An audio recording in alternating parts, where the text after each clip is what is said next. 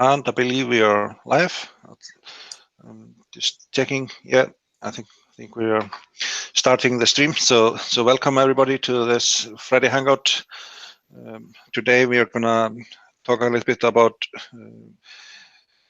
printer builds and projects like upgrades and projects around our 3D printers for designing parts and trying out upgrades and such. But to start, we'll go a round of introductions. So starting with Richard.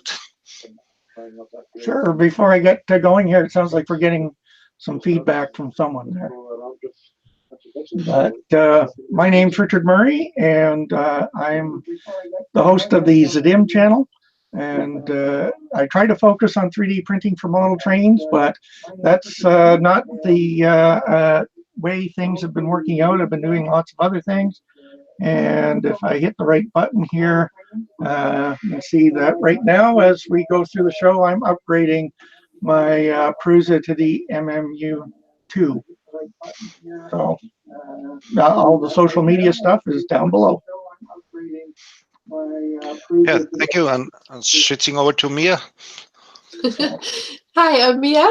Most know me from Twitter as DasMia3.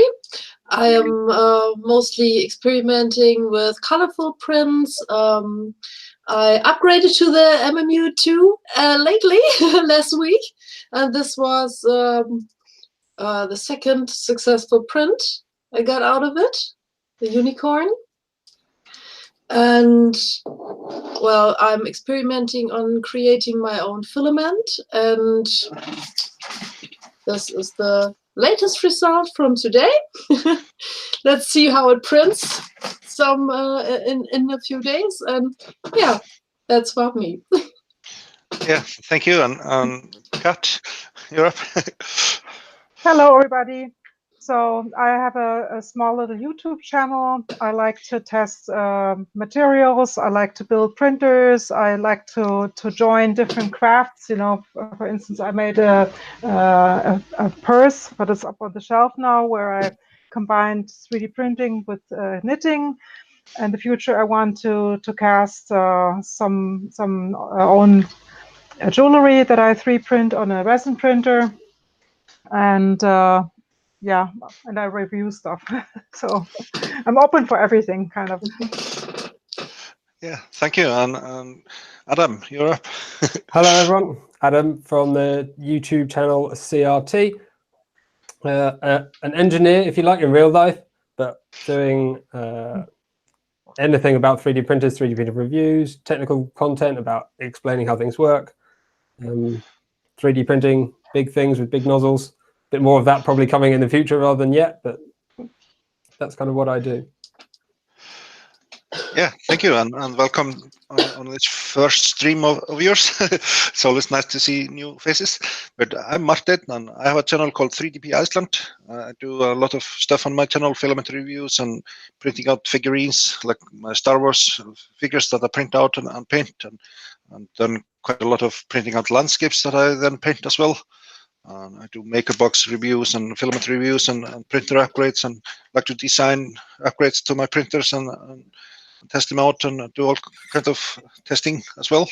So that's me, and I was really excited to see Adam's new printer video the other day, and jumped on him on Twitter and asked if he would jump on the stream and talk a bit about his project, because he built a project from a printer from scratch and like for a testing platform.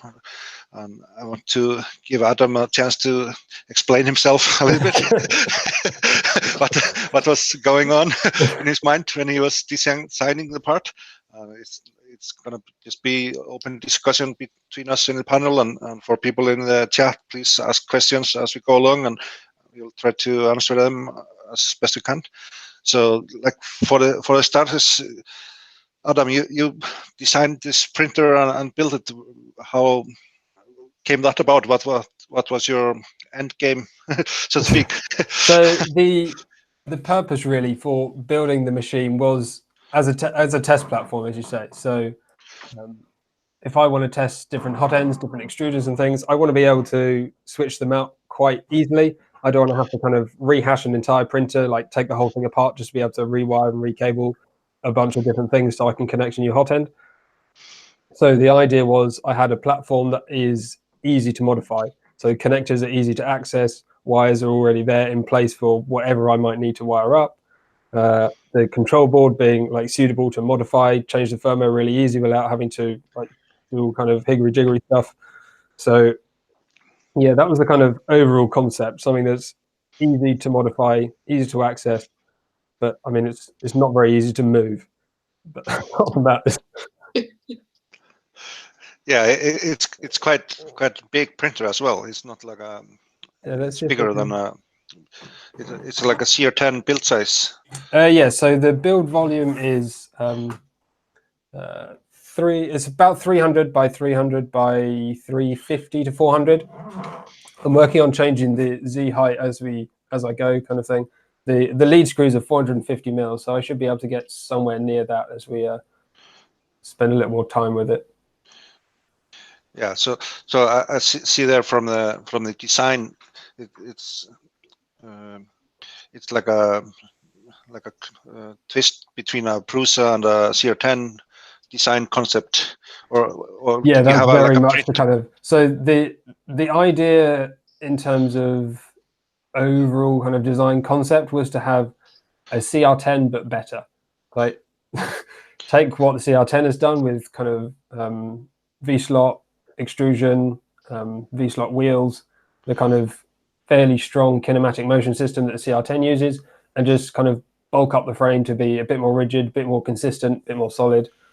And it's, again, kind of easy to modify. So if I bring the camera in a little bit, for example, sorry, it's probably going to be a bit wobbly. We can look on the head here. So I've got all these connectors like right up at the top of the extruder, so I can disconnect fan, disconnect motor, disconnect the heater cartridge, thermistor, and everything. It's all just little cables that I can unplug at pretty much any moment. Yeah, so it's very modular. Yeah, absolutely. And the heat bed is as well, same kind of concept. Everything's just kind of sort of plug and play, if you like. I mean, there's obviously firmware configuration and stuff you've got to do when you change things, but it's largely plug and play. Yeah. When you change the nozzle, do you have another module, or you just exchange it the normal way? So for this hot end I've got at the moment, this is the Titan Aero. So that is all just a kind of normal change and fit. You have to heat it up and take the nozzle out and all that kind of stuff. But what will probably end up on here for a lot of the time, unless I'm testing a different hot end, is the Dies Extruder Pro, Dies End Pro, which has a like a hot swappable hot end. So you can basically take off the heat sink, heat block, and nozzle all in one go with just easy disconnects. So that's kind of a nice, easy, hot swappable piece of kit that works quite well in this concept. Yeah, that's similar like the print core in Ultimaker. Yeah. And like the mounting, you have like a plate there in the back that you can. Yeah, it's quite difficult to options. see because obviously everything's kind of mounted to it at the moment. But the plates that go between the X and the Z axis, as well as the whole X carriage, is all the same plate. So it's got some like M5 through holes for doing the V-slot wheels, as well as loads of different like tapped M3 holes. So basically, I can use a whole selection of different bolts to just kind of bolt on whatever I need. Yeah, and then you could always 3D print adapter if you need it. Yeah, that's pretty much. So again, if I bring it in a little bit, so the this whole mounting in here, let me see. Yeah, this whole mounting in here is just a basic 3D printed bracket that's just like a lot of brackets that hold stepper motor. It's just kind of that hole for the NEMA 17 with the screw holes, but just a little bit more robust that holds a fan and sensor stuff out at the end as well. So yeah, I'll probably be designing a little bracket like that for each different hot end and extruder that I get, and then they can bolt on and remove pretty quickly.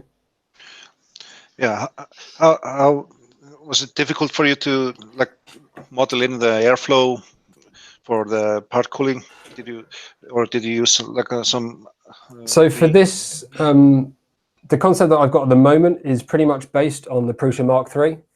So Yeah. I took a kind of 3D CAD model of the E3D heat block and the Prusa cooling ducts, and basically dragged that in on top of my model and just made some stuff around it so it all fits in about the same location. So similar kind of fan, that's kind of radial fan that blows through a kind of nozzle that's basically the same as the Mark III one. Yeah, yeah. So it's pretty good cooling system as we got at the moment. Yeah, so like inspired by Prusa, the part cooling and C.R.T kinematics and yeah, yeah, it's cool. And then you have the cable chains there, and how I was wondering about the cable chain on the hot end. How does that affect the movement? Like people are saying you want to have a hot end or the part as light as possible, but having a cable chain to that part, does that affect the like ringing and such, or is the frame so stable it doesn't matter? So the cable chain does obviously add a bit of weight to the motion, but probably not as much as you'd think it would. I mean, what I'm going to be doing as I kind of use this printer more and more is find out the problems that I do have. So because of moving on to the bed, for example, it's 2 6mm thick aluminium plates, so it is really heavy. So it's going to have some ghosting unless I get some really really strong belts that don't bend or flex, and maybe a higher torque motor. So I'll be looking at the same thing on the X carriage just to see if I do need to change the mass, if I do need to change the belts to cope with whatever mass is there. But I mean, in terms of overall mass, the extruder, heat block, and stepper motor are still by far the heaviest things. The drag chain is really not very heavy, so it doesn't add too much at all, really. Yeah, so there's like not much friction in the cable chain itself. I was like looking at the no, bed. not at all. So let me just see if I can grab a chain and move it.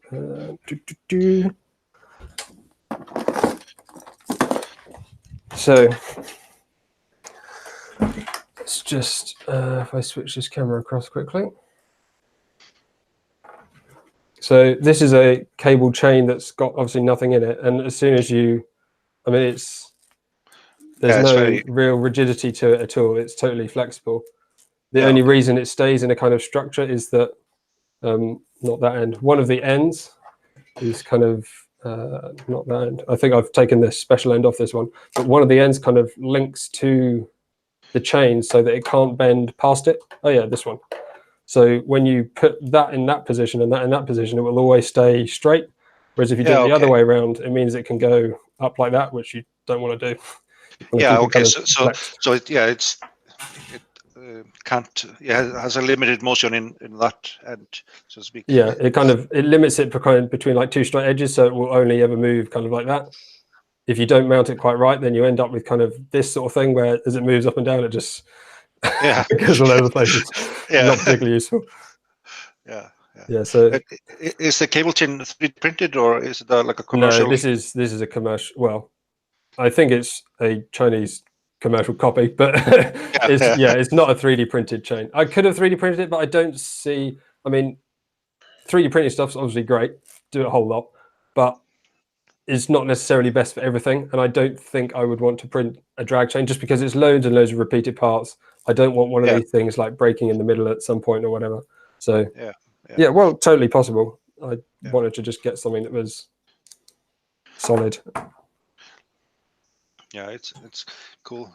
And like when you started, did you draw everything up in CAD and all the extrusions and design it like in software, or did you do much of like trying out and changing the design, or how was the iteration of the design going? So everything but the cables was drawn up and modeled in CAD software before I built anything. So I pretty much had the whole design set in before I had anything physical to touch, which helps from the perspective that you can swap and change what you're using before you buy anything. So you don't waste money buying stuff that ends up not fitting or whatever. So from that perspective, works quite well.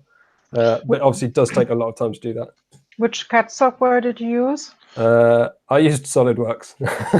Yeah. Okay. Yeah, because I get a license accessible through work. So I've been using Fusion 360 a bit, but I find it's really great for doing things that are quite small, like single parts or just very small assemblies with maybe 2 or 3 parts and a few fixings. But as you get up to something of this scale where you've got a couple of 100 parts that you want to position and then maybe copy and just move around, my level of expertise in Fusion 360 was not particularly good enough to make that very effective. So I started in there and I just felt like I was wasting a whole lot of time trying to just work through stuff, which, I mean, if I had no access to anything else, that would be perfectly fine and I'd work through it. But because I had like accessibility to SolidWorks just sitting there next to me, kind of tempting me. So any moment I was like in a bit of frustration because I couldn't get any progress. I was like, I could just go and use SolidWorks. I could just go and use SolidWorks. So that's what I ended up doing. And it saved me a whole lot of time because I've used that for a few years now. So just quite quick at it.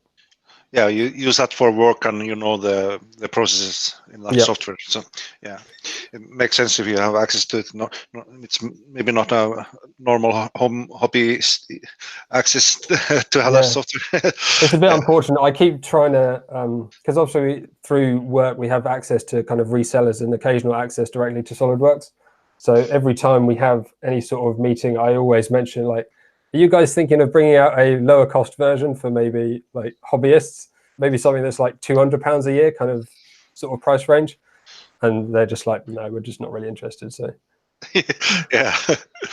So but I'll keep asking at every opportunity because I mean, I can't honestly see why they wouldn't. It seems a bit daft to me, but.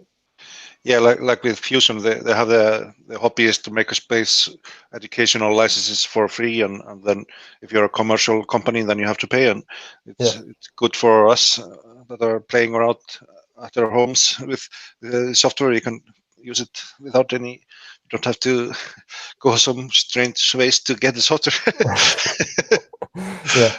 Yeah, it's nice to get a genuine version. That's one of my things I do love about Fusion 360. There's open accessibility, but.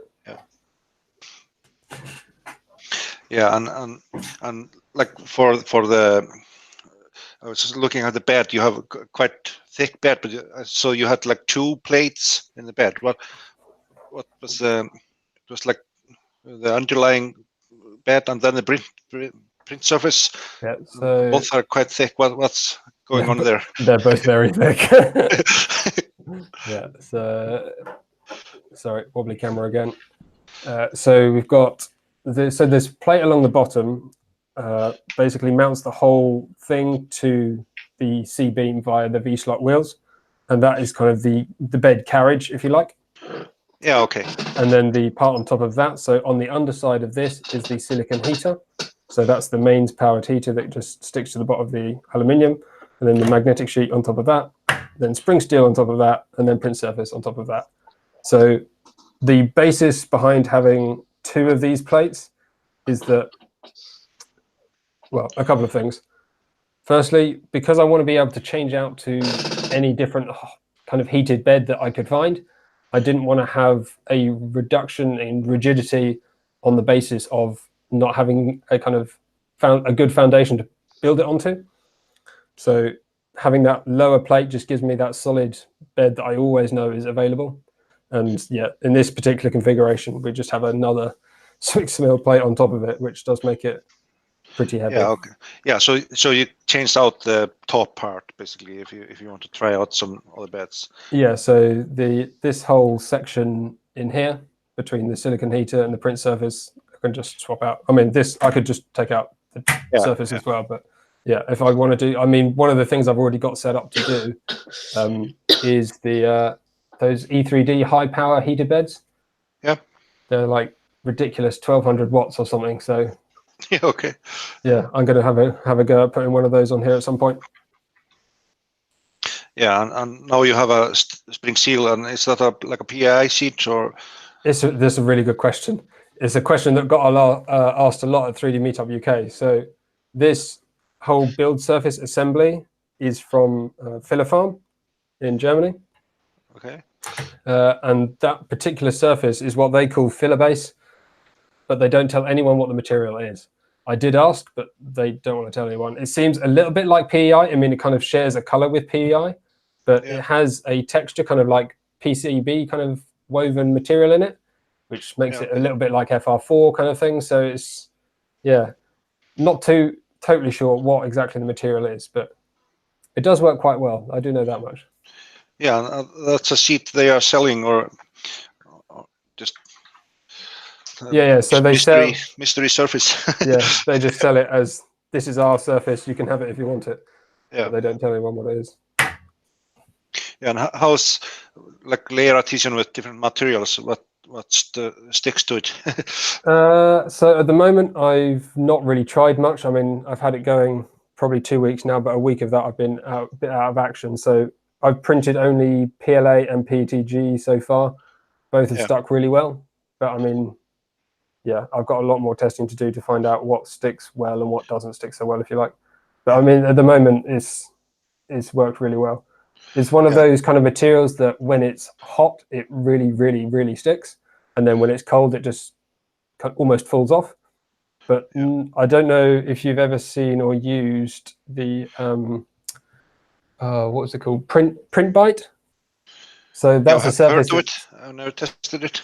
Yeah, that's a surface that does a kind of similar thing, but it seems that it cools down or releases almost too quickly. So if you print like ABS onto it, for example, the bed will cool down and start to release the print before it's finished cooling. So you'll still have some warping that will start after the print is finished during that cooling process.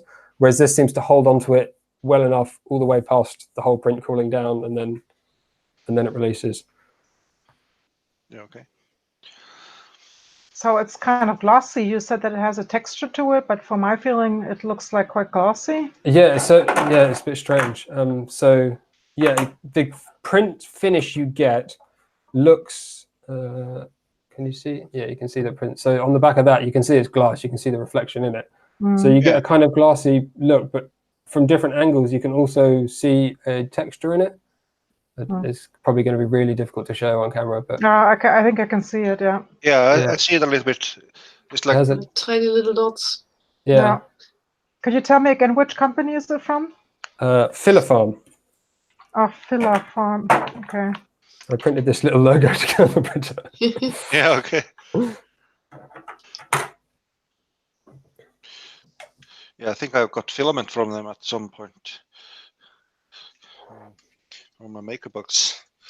I'm gonna post a link here in the video chat. Yeah, they specialize in these kind of different print surfaces and print beds and heater electronics. Yeah. Yeah, and you probably sourced the parts from all kind of places, but what board do you have in the printer in the beginning? What are you using? What board was that? Yeah, what control board? Oh, control board. So the control board's a Duet 2 Wi-Fi. Yeah, okay. Oh, wow. It's the first time I've ever used anything Duet, and it's pretty brilliant, to be honest. Is it hard to set up? Is it hard to set up? I wouldn't say it's hard necessarily. It is very different to setting up something like a ramps or one of those more traditional boards where everyone's probably quite familiar with that process, like with the Arduino sketch and flashing the firmware and that kind of thing. This is a totally different process. It does take a bit of getting used to, so it's difficult from that point of view. But once you are kind of in the mindset of how the thing works, it's really easy to make changes further on. Does that make sense? Mm. Yeah. Maybe does it make sense if you have never done something like that before, that you just start from scratch, that it's maybe easier than other ways of setting up?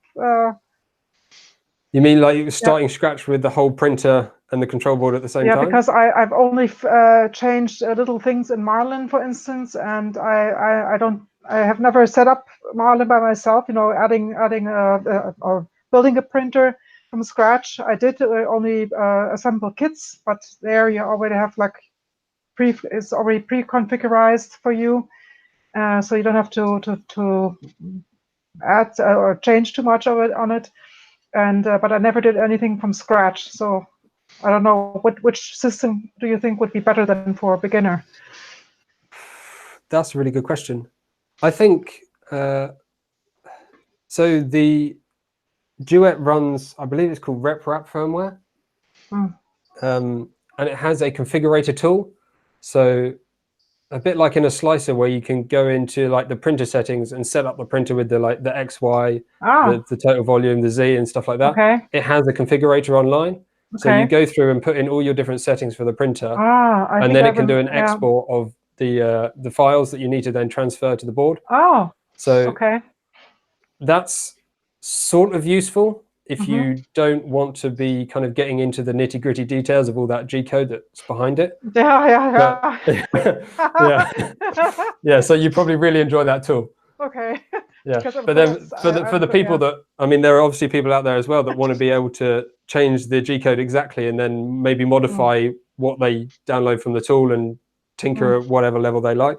And because it's so easy to access in that way, it's really easy to do that. Yeah, on that topic, how was it for you to get like tuned in the firmware with a Duet? Was it a lot of trial and error with retractions and all kind of settings that you could play around with? Difficult to tune in? Well, to be honest, so far I've done pretty much no tuning. Okay. I made a guess at the accelerations and stuff that the printer could achieve, and then just use the standard Mark III profiles from Prusa Slicer. Well, Slick 3R Prusa edition back then. Yeah. And I pretty much just use those profiles, taking the speed down a little bit while I'm getting used to the printer to understand where the limits are. But I'm getting some really good prints just using those basic profiles. Cool. Yeah, it's good to not spend like 2 weeks of just tuning in. Yeah, I've had my experiences of tuning in have been back in where was it? You know, when Cura moved from like version 15.6 or something to like small number versions, back around that time, I had like a really big set of printer profiles for the printer that I had, and I didn't really have them backed up very well. Well, I didn't have them backed up at all. And one day I just basically lost all of them. Oh my God. So it's so devastating to lose all the profiles that you've already created all in one go. I was like, I don't want to commit that amount of time to printer profiles ever again. Yeah. Because I just don't want to lose them. So I basically pretty much for 90% of the prints that I'll do, I'll just use the standard Mark III profiles and Slicer Prusa edition. If I know that particular parts of the print are bad or I need to slow it down for this feature or that feature, I'll go and create a little profile specifically for that for that print, and then I'll probably just delete it afterwards and never use it again. Yeah, I'm like slowly building up profiles for materials. I test quite a lot of materials, so I'm building up a material list in Prusa Slicer, but my PC here is backed up every day, so so I'm good in that regard. I work in IT, so I have a server downstairs in the basement where I back everything up to, and from there it goes to my work. So I have a like offsite backup as well. Yeah, definitely recommend it. That's a pretty safe bet. Yeah. I'm kind of looking forward to the Pathio slicer. I think it's going to have cloud storage profiles and community profiles, which I'm really looking forward to seeing, so that somebody else can tune in the profiles for me. Yeah, so I played around a bit with it, and yeah, I like it, but yeah, the top surface, you know, you still have some gaps. Yeah, it's getting better, but there's still some gaps visible. This is the same thing that Tom Sonadera criticized. There was a gap between the parameter and the top layer. Yeah, I had that as well. With have they done some updates? They initially had a release for like a beta, and have they done some updates on it? Yeah, I don't know which version I have now, and from there I said, okay, I leave it up to I just put it aside, and maybe go back there in 1 month, see if something happened. They maybe updated it in the meantime, and now I'm experimenting with Ice SL. You should try that one. It is so mighty.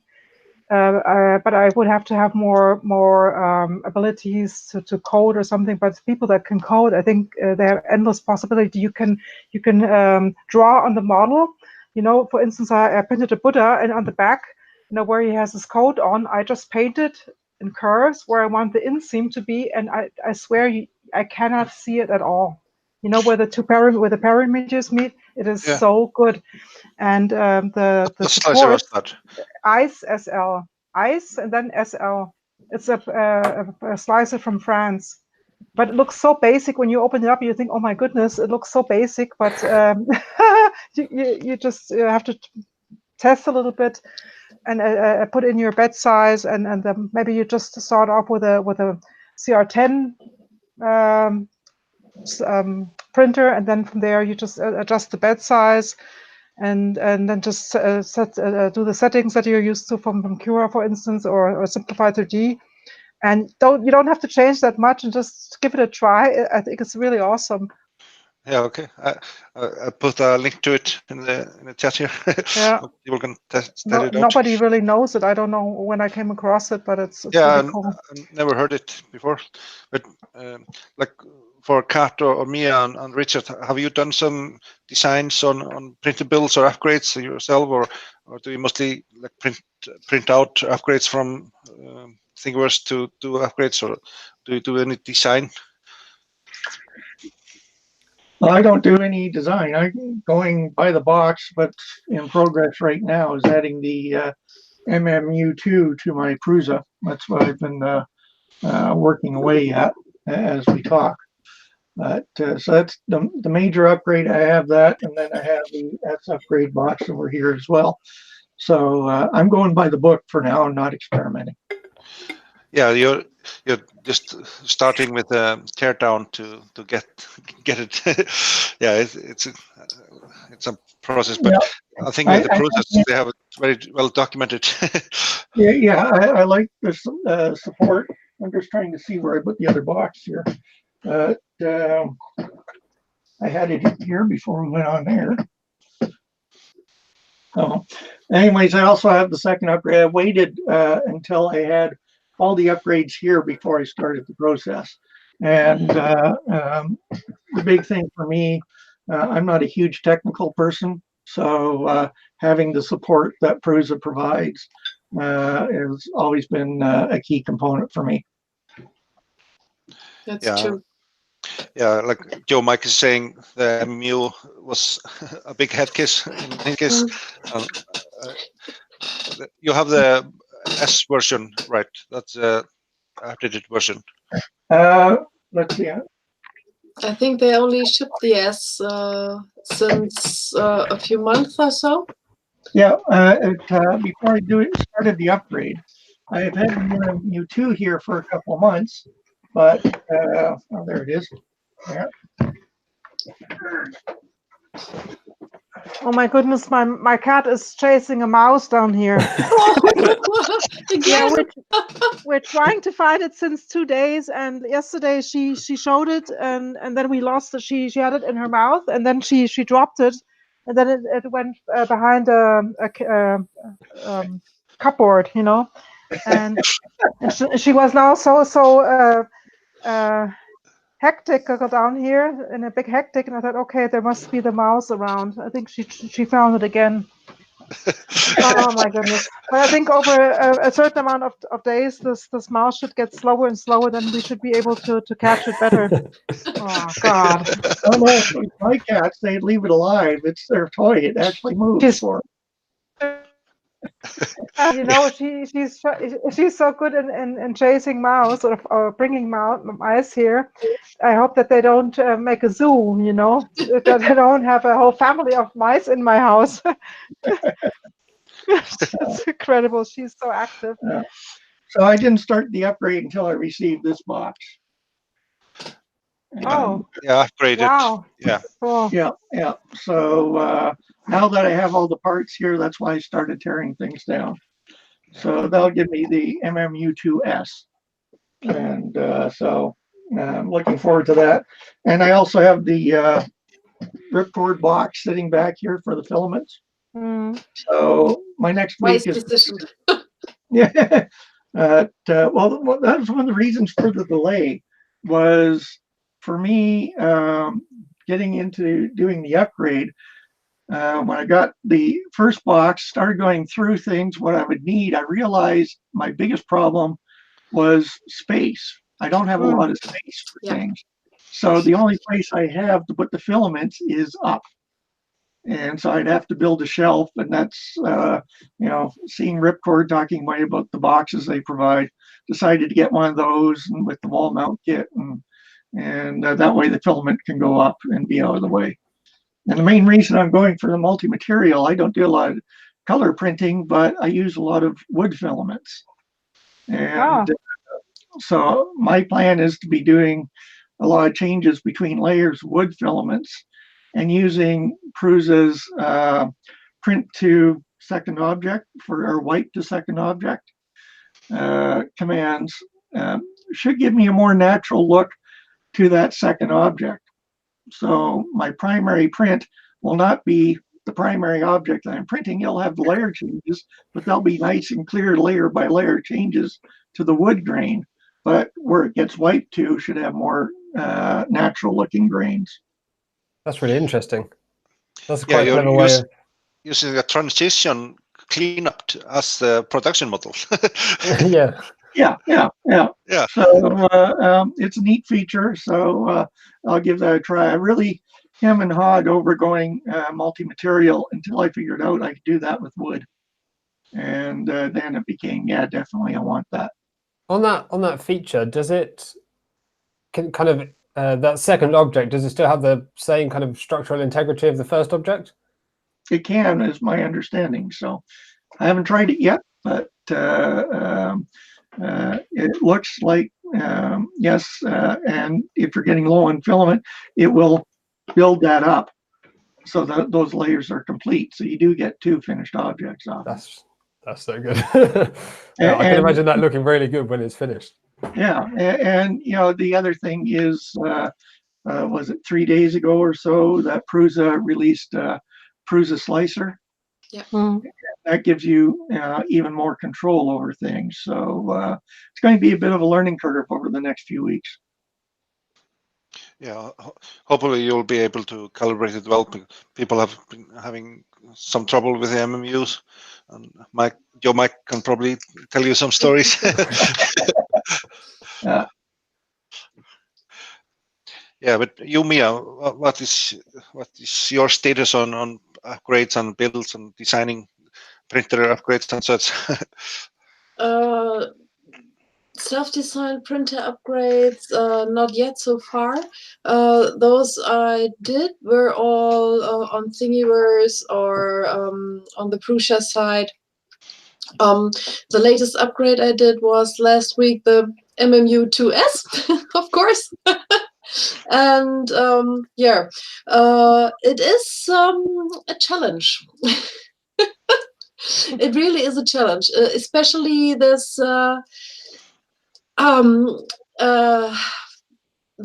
There's this black box in the middle where the filament is stored while it's not inside printing, so it doesn't get tangled. And this box is such what can I call it? I hate that thing.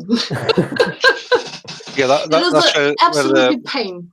Where it parks the filament in. Yes, exactly. Yeah. It's basically 6 sheets of thin plastic, where there is one PTFE tube going in from the filament and out on the other side where it goes into the MMU. And in between is the space where it basically gets rolled in so it doesn't tangle up. And you don't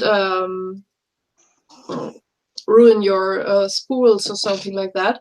But it's so hard to get it to work, because you have to screw little screws to hold the PTFE tubes in place. And if you screw them too tight, the filament doesn't flow right through it. So you get under extrusion or nothing moves at all. And this can happen on each part of each PTFE tube. So if something doesn't work, you have to unscrew, rescrew, unscrew, rescrew until this thing flows. Yeah. And this is so painful. You know, I don't have the MM2S. I have the Palette Pro 2, but how come that sounds so familiar to me? Because I have my fingers, they hurt so much because I always had to undo the front plate because something got stuck somewhere, and I gave up on it. But I wanted to pick it up now again. But it was a pain in the ass, Yep. and I didn't even get a good I print feel like you. yours out of it yet. You know, so. It's really frustrating when you see others that get such nice results, and you sit there like a Dumbo, and you don't have any success, you know. And normally I'm somebody that never gives up. I'm like a bulldog. Yeah, Joe Mike is pointing out he was making the rewinder thing called rep rewind, cheap plug. He says, yeah, he was showing that at Murph. So he was having it inside the wrap box, so it would pull on the filament when the filament is part. So that could be an option as well for you to try out. This is the next thing I'm going to build. There are these spool holders with rewind. So basically the small PTFE tube goes onto the spool holder, and when the filament goes back out of the MMU2, the spool will rewind. And there are several parts. For the MMU, you need 5. And here I have to see where I can put them and how to figure out, because lack of space. Yeah, yeah, it takes up quite a lot of space. The unit with everything. Yeah. Attached to it. Yeah. Yeah, but on you, Kat, have you done any upgrades or designs or? You know, I assembled 3 printers from China kits. You know, two printers from China kits and one from a Kickstarter. It was, you know, the Block 0, and 2 Delta printers. But I haven't designed anything by myself so far. But I would love to. I mean, I've printed out a fan duct, a new one for one of my printers, and yeah, I don't know if a master spool master spool is something like an upgrade, but no, nothing else yet. But I would love to. Yeah, I've done quite a lot of upgrades, especially on my CR10. I made a mount for the BMG extruder and the mosquito hot end in a direct drive configuration. You can see it here behind me. Then spool holders and GoPro mounts for the Prusa printer and all sorts of design. I love to, even though I see a part on Thingiverse that I could use, I have a quick look at it and usually draw it up in Fusion 360 to learn Fusion 360 and make my own version of it. I tend to do the same kind of thing quite a lot, actually. You find something on Thingiverse, it's like, that is the closest thing to what I need. I just need it to be just a little bit different. It's like, it's never quite just exactly what you need. I'm gonna get one thing. Just continue. So for you other guys that have not done your own bespoke upgrades, is there something stopping you, or are you just not interested in doing that sort of thing? Yeah, my lack of knowing a good 3D modeling software. I didn't get beyond Tinkercad yet. Just tried a little bit with Fusion, but I still need some more time to sit down. The problem is the lack of time. And I guess it's quite a big kind of wall to overcome, isn't it? The design software itself. So I have 2 projects where I really need to sit down and concentrate, and Mia knows knows the other one, our secret project, and I have a little bit of a focusing problem, and I really have to sit down and free my mind and just focus on the screen, and it's sometimes a little bit hard for me, but I really want to. Yeah, I want to show this. This is a 3D printed ukulele.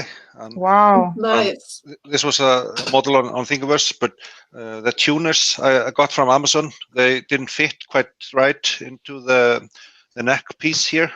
And it's like a two-part piece, the body here, and then the neck piece is a separate object. And since the tuners didn't fit, I could easily have just opened up this model and made the changes to it. But instead of doing that, I designed a whole new neck with as the original object as a template.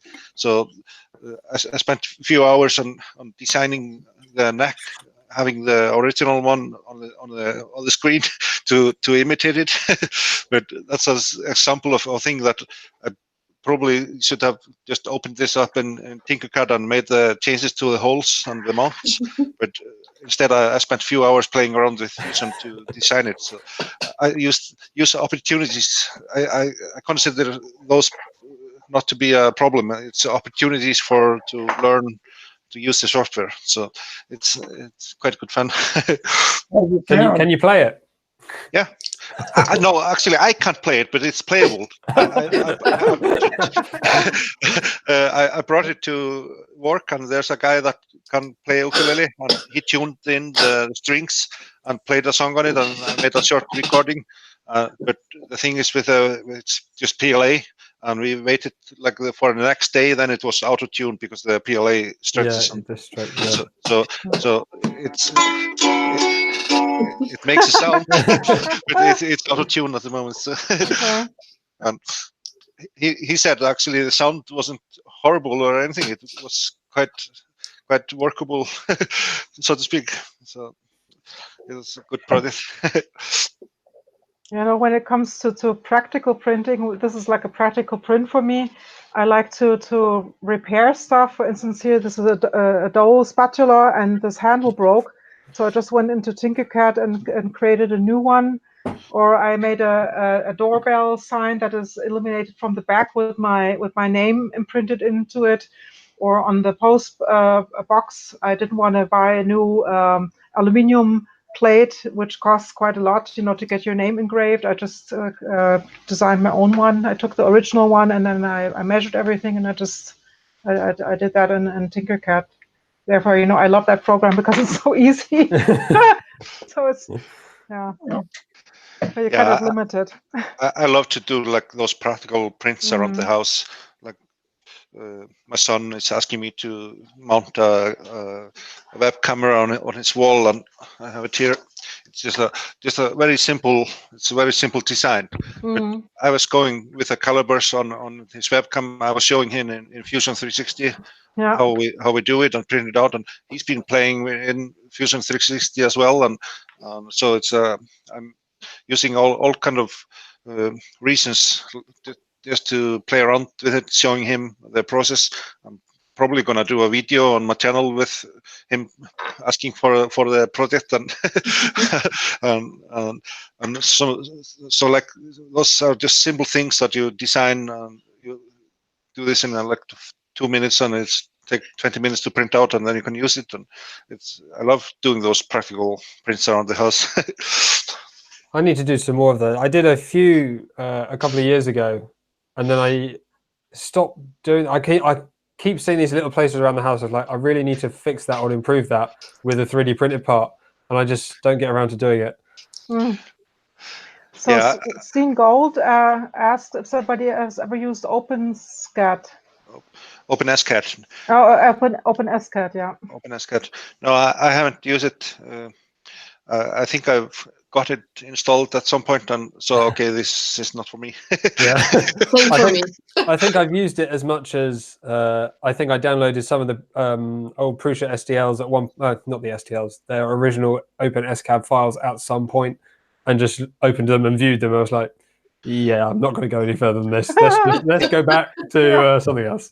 Yeah, similar experience on my end. I think I opened a Prusa file. That was the reason I got the software, because I saw the OpenSCAD files from Prusa. Yeah, but one of the things I designed and printed out practical was a shelf in the refrigerator. I have a quite old refrigerator, and my wife has been complaining because the shelves in the door are all broken and they are not available anymore. And she was asking for a new refrigerator, but I pulled out my calipers and made a drawing and modeled in the shelves in the door, and they have been holding up for almost 2 years now, and they are working quite well. Yeah. I do love uses like that where the part is literally not available. It's not just like too expensive or difficult to get. It's just you cannot buy one. So having a printer where you can just create the part that you originally had, it's just it's just so good. It's an old Electrolux models, and I asked the vendor here in Iceland if they could order it like on a special order, and they reached out to their manufacturer or contact, and they said it was not available. So I would maybe could find it on eBay, maybe possibly from somebody, but it would be quite difficult. So print it. Yeah, so I just draw it up, and that was like in the first month of me having a 3D printer, and it was a very good project to justify the printer to my wife. Use PLA for that, or what material? I actually ended up using Colorfab XT. It's a quite stiff and good material. All right. Just wondering about something being in the cold all the time. Yeah, I think I have it. I don't have the same color of it, but it's Colorfab XT called. It's a copolyester. Right.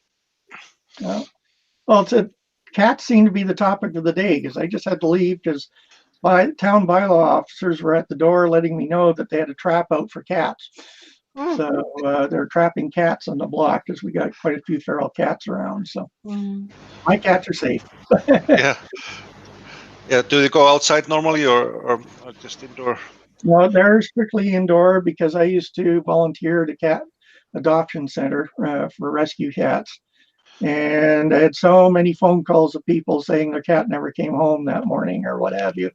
Yeah. And so my cats can stay inside. They don't need to go out.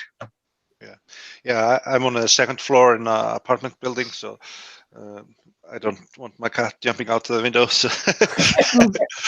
I once had a cat here that jumped from the second floor down out, and we always had to go downstairs and open the door for it again, and it was quite a trouble because she couldn't get herself in by herself. I ended up like having a mesh on the window, like a grate, to make sure it couldn't jump outside. Well, my sister's cats, A, they were indoor cats. B, they would bring gifts to my sister because she wasn't supposed to let them into her room, but she did through the window. So they always deposited headless mice along the window. Wow. Yeah. But then one was attacked by a cougar and got its side ripped open. So the cougar was amazing to see, but the cat lived, but I got scars from the cat when we took it to the vet. The cougar was amazing because it was right outside my window. So big cat. Yeah. Yeah. Have any of you tried the new Prusa control? Yeah.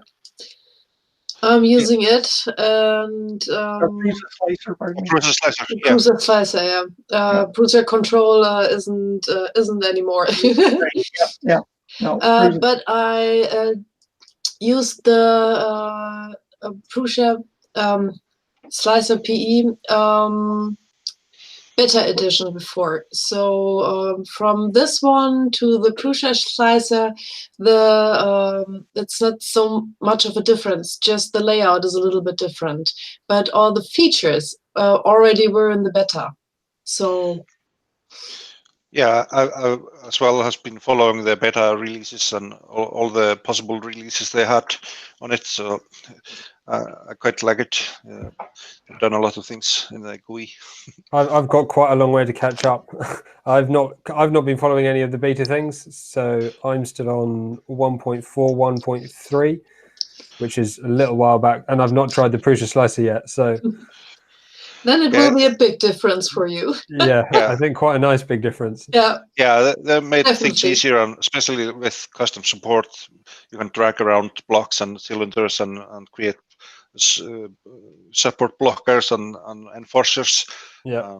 You can do like you can, if you're doing like Stefan on the CNC Kitchen has been doing, you can have selective infill. So if you can model in a part and have that with a different setting than the overlying part, so you could design an internal structure with different parts. I'm definitely going to be trying that.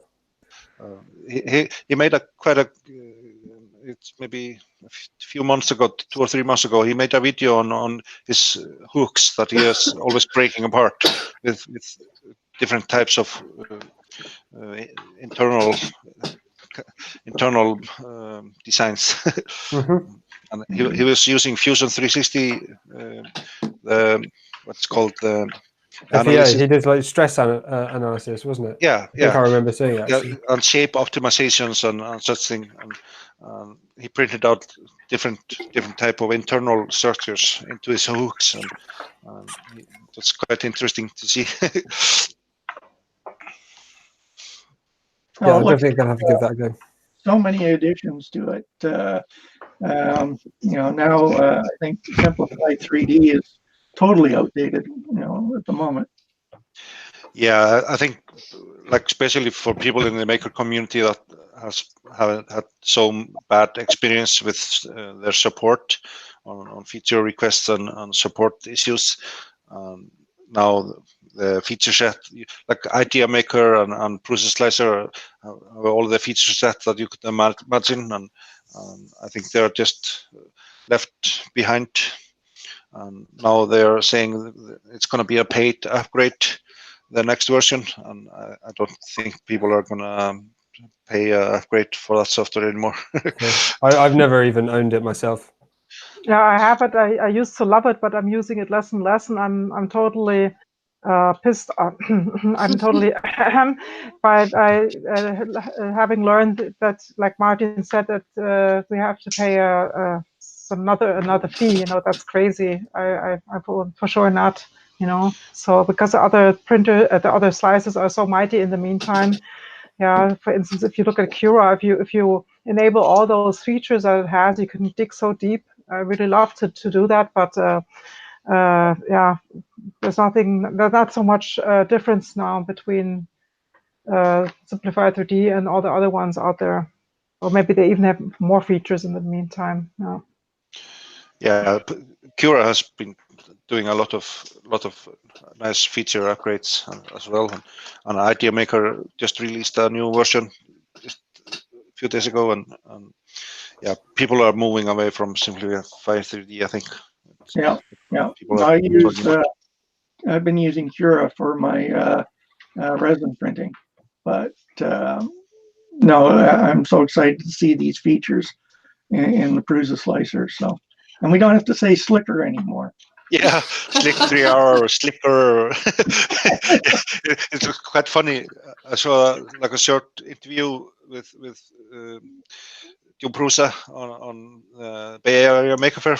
I think it was Joel telling, and they were joking about he had to change the name because of Tom 3D was always saying Slick 3R, and he didn't want to call it Slick 3R, and he had to make a new name for it. Yeah. It's terrible when the biggest upgrade is the name change. Yeah. Easier to talk about now. But only if you were using the beta. If you were using the official version, then it's a big change. Yeah. Yeah, the beta, from the latest beta to the official one, that was just a minor upgrade. Yep. Then the biggest upgrade was the name. but they are like making a lot of changes in that software, so it's good. So you just Yeah. made me want to try Idea Maker. I tried it over a year ago, but you just made me curious. I will try it again because I love playing around with slicers. I really love it. Idea Maker is Raise 3D, isn't it? Yeah, Raise Yeah, 3D. Yeah. But they make it available for you free, so you can create your own profiles and use it for whatever printer. And Mike is asking in the chat with a Prusa slicer for non-Prusa printers, and yeah, a printer, if it accepts G-code, then you can use the Prusa slicer for that. I use Prusa slicer for my CR10, for example. So it's I mean, it's generic. not Prusa slicer, but I mean the slicer Prusa edition is what I'm running my new printer on. So yeah. I mean, I'm sure in the background it's pretty much the same. Yeah, so basically, if it's a G-code based file that you need, then you can use Prusa slicer for it. Yeah. And the best thing is that their profiles seem to work on most printers as well. Like the custom profiles that were made specifically for the Mark III seem to be fairly universal, apart from like build volume sizes. The kind of the speeds and the line widths and all that kind of stuff seems to be pretty well set. You can do some minor adjustment, but it's pretty well set for most printers, I think. Yeah, like for my CR10, basically changed the bed size and retraction values. It was about those bed size and height and retraction settings, and then I was up and running. So yeah, I think that my profiles for Ender 3s exactly the same, just Z height, bed size, retraction done.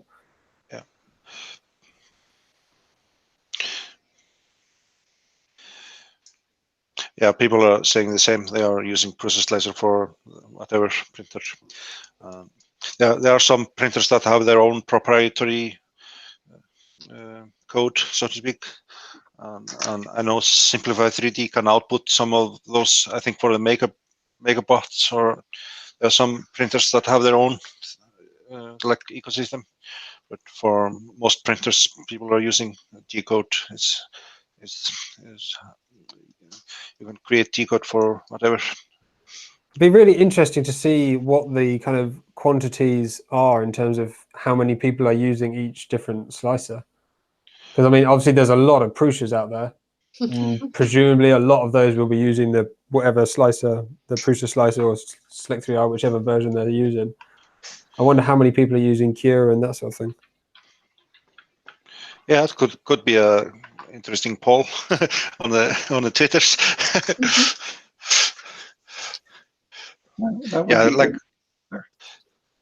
like when I started 3D printing 2 years ago, and then everybody was talking about Simplify 3D, and that was like the go-to slicer. And but nowadays there are so many options. We did a episode like this on slicers, and I think I wrote it down, almost 20 different types of software to put down in the video description when I was rewatching the whole stream, cutting every name people mentioned in the chat and in the video. So there's a lot of options. Yeah, no, it's amazing. Yeah, it's one of those things where you find one that works the way you like to work, and then you can stick with it. But the options are numerous out there. Yeah, I basically stuck with Prusa slicer. I got Simplify 3D, and I tried out the NVO, the E3D one, and got the top layer issue that people are getting, and that was just still a very early beta. And I tried Cura and set that up and printed the thing, but then I always go back to slicer, Prusa slicer. So that's my go-to. And I think in the next 12 to 18 months kind of thing, Pathio, I think, is probably going to be right on top with the Prusa slicer. You think so? Yeah. Because I think there's still lots of stuff that they have to get set up. Yeah, I mean, I was talking to them a bit at 3D Meetup, kind of the E3D Skunkworks team that are looking into it. And they've got obviously a very big list of stuff they want to do. Oh, okay. But I think they've got quite a few people working on it as well. So I know they've put a lot of hours recently into the reducing the time it takes to do the slicing, the actual slicing process. So once that comes down, I think that will be when I will start using it, because I don't like waiting for stuff to slice. Yeah. Even a fairly big model on Slick 3R takes a little while. So yeah, it'd be good. I'm really excited for Pathio, just because it's not been kind of I mean, bodged together is not particularly the right word, but it's not been made from something else or an old piece of software that has like legacy stuff that needs to stay and all that kind of thing. It's literally built from scratch right now for what's coming soon and in the future, and kind of built for that. I think it's going to be really interesting, the capabilities that it has. The lightning speed. Go ahead. Stefan, the lightning speed says he feels that Prusa slicer is very slow. It is very slow. Yeah? Especially if you want to slice something a little bit more complex, you have to wait. You really have to wait. And if you check those extras, it takes even longer. But I have to say the quality of slicing improved. When I started, I was using Cura most of the time, and barely Slicer or Slicer Prusa edition, because it just didn't bring the quality I liked. And Cura just had a better optic. The print looked just simply better. But the Prusa Slicer improved more and more, and it looks better and better.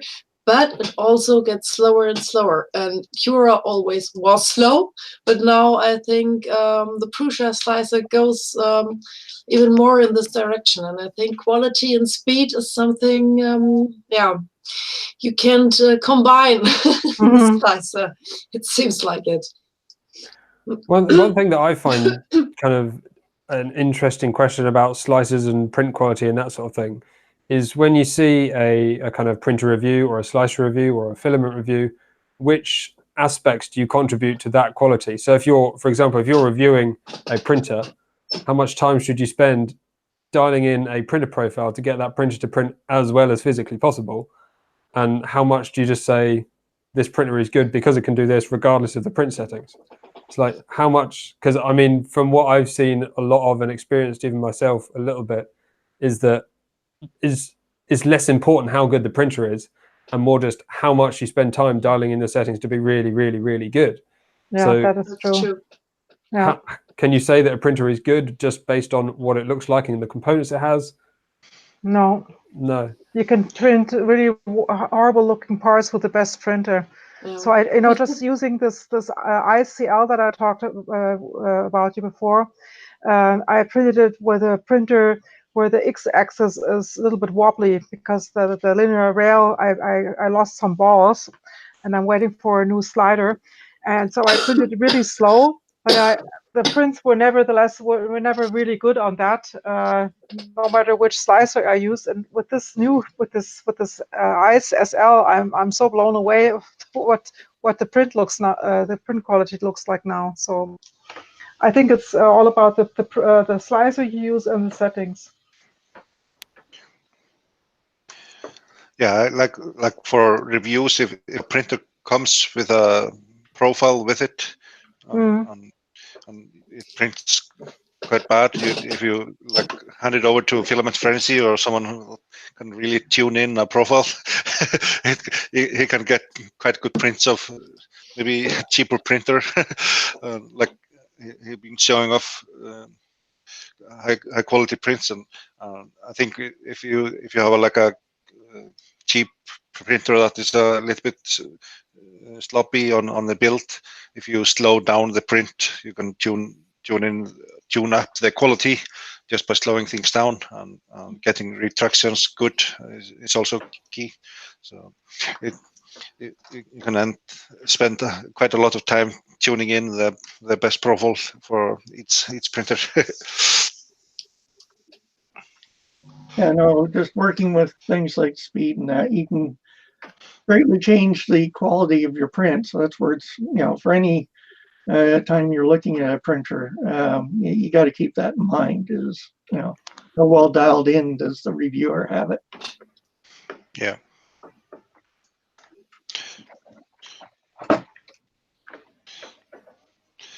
Yeah, the cat is taking part there. Yeah, that's Siegfried. He also Yes. helped me yesterday opening up the box. Yeah, so. Yeah, Yeah, my great. Thanks for buying us new box. Get all of your junk out of it. So we can. Yeah.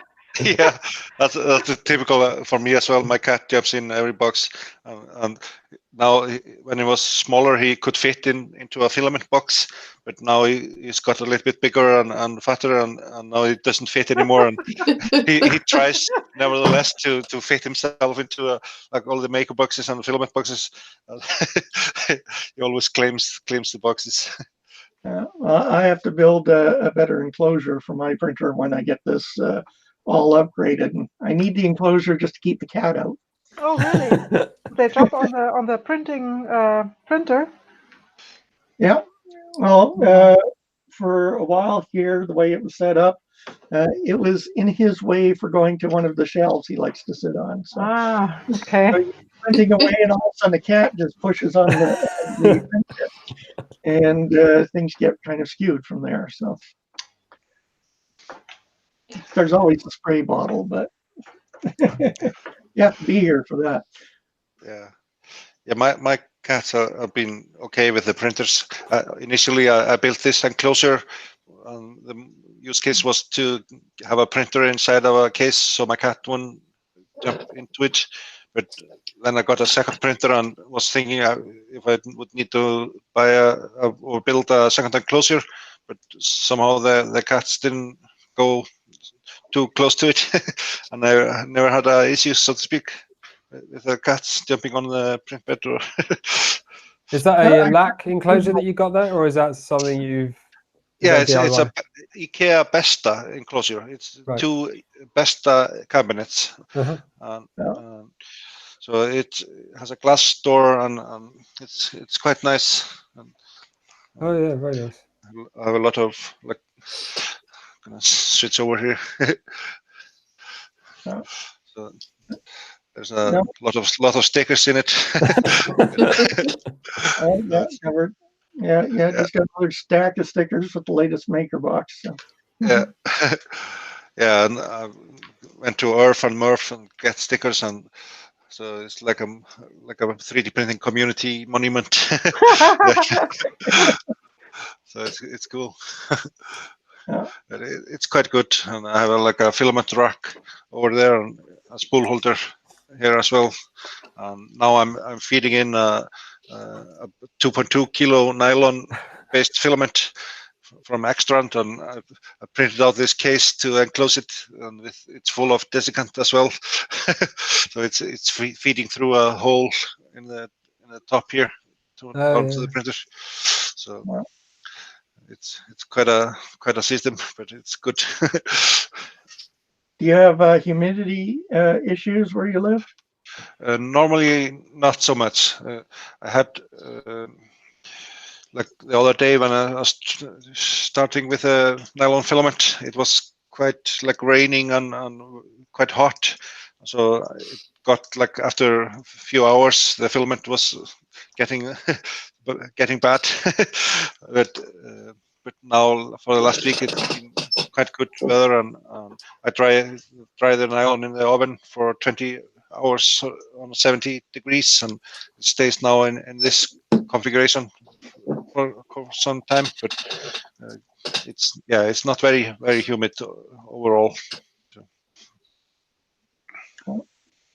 Now, Stephen there is asking about the flow setting article on Protopasta. Has anybody gone through that? No. I missed that. Sorry, what was that? In chat, we have Stephen, that Lightspeed, asking if any of us have read the flow setting article on Protopasta. And I haven't. But. What is Oh, that? Not yet. yeah, is the article on their website, or where can we find more about it, Stephen? I'll have to get more info from Stephen. Yeah, it would be interesting. They're one of the companies I like to follow, though, because they have a limited number of filaments, but they really understand their filaments, and they experiment. They come up with new, interesting filaments. So great one to pursue. I missed that article from them. Yeah, and they have like the filament maker shop, or I don't know what they call it. They invite people to come in and make their own filament, and people are playing around with all crazy combination of colors and and glitter and whatnot. So We need to get one of those in Europe, don't we? Yeah. Yeah, So they probably you like can, Tom but and it's pretty expensive. Yeah. We and you had see a great chat session, about a month, no, it'll be more than a month ago. And I had it in my head a moment ago, but while we had our stream going, a manufacturer made a kilogram of filament during that stream. So showing us the entire process as our Friday night chat went on. And it was very interesting to see. Nice. I've just brought up that article. So Okay, yeah. the thing about protopasta's flow rate. So my understanding, I've not read through the article in 10 seconds, but I've briefly skipped through a couple of bits, so I think I know what it's talking about. So basically, it's focusing on the limitation of heat transfer to your plastic. So one of the biggest, most difficult problems with your hot end is getting the heat from the thermistor into the plastic and melting it. So your hot end by default will have what calls a maximum volumetric flow rate. So the maximum amount of plastic that hot end configuration can push through per second. And that's kind of a set limit. Each material will change very slightly, but the design of the hot end is kind of a limiting factor there. So if you've seen like volcanoes and super volcanoes from E3D, they basically increase the maximum volumetric flow rate by increasing that melt zone area. So there's more area where you can transfer heat from the heat block into the filament, and therefore increase your maximum volumetric flow rate. So the amount of plastic you can put through per second. So it's just talking about how your extrusion width, layer height, and speed all come into the amount of flow rate that you can hit. So if you've got a really thick layer that's also, really wide layer that's also really thick, then you have to take your print speed really far down in order to have the same volumetric flow rate. Yeah, so you have the correct amount of time for the filament to melt in the hot zone. Yeah. So you don't push it down, and I play a little bit around with a volumetric flow setting in Slicer, where you can set the limit. You can do it on the filament settings. Yeah. In the advanced setting, max volumetric speed. Yeah. So you can use that to slow down the print if you have some special filament or something, then you can lower that value to slow down the print. And I was just recently playing around with a carbon fiber polypropylene from Extrant, and I was playing around with this setting, testing that filament. So that's the basic idea there. So it also mentions the minimum volumetric flow rate. So probably, again, not read all of it, but presumably is because you don't want your filament staying in your hot end too long as it starts to degrade and you get cross-linking and all that sort of thing. Yeah, and oozing and such. Yeah, I'm just browsing quickly through it. It seems to be a quite technical write-up, so it could be a good read. Yeah. So thanks guys and Stephen for mentioning this. It's good to get new information.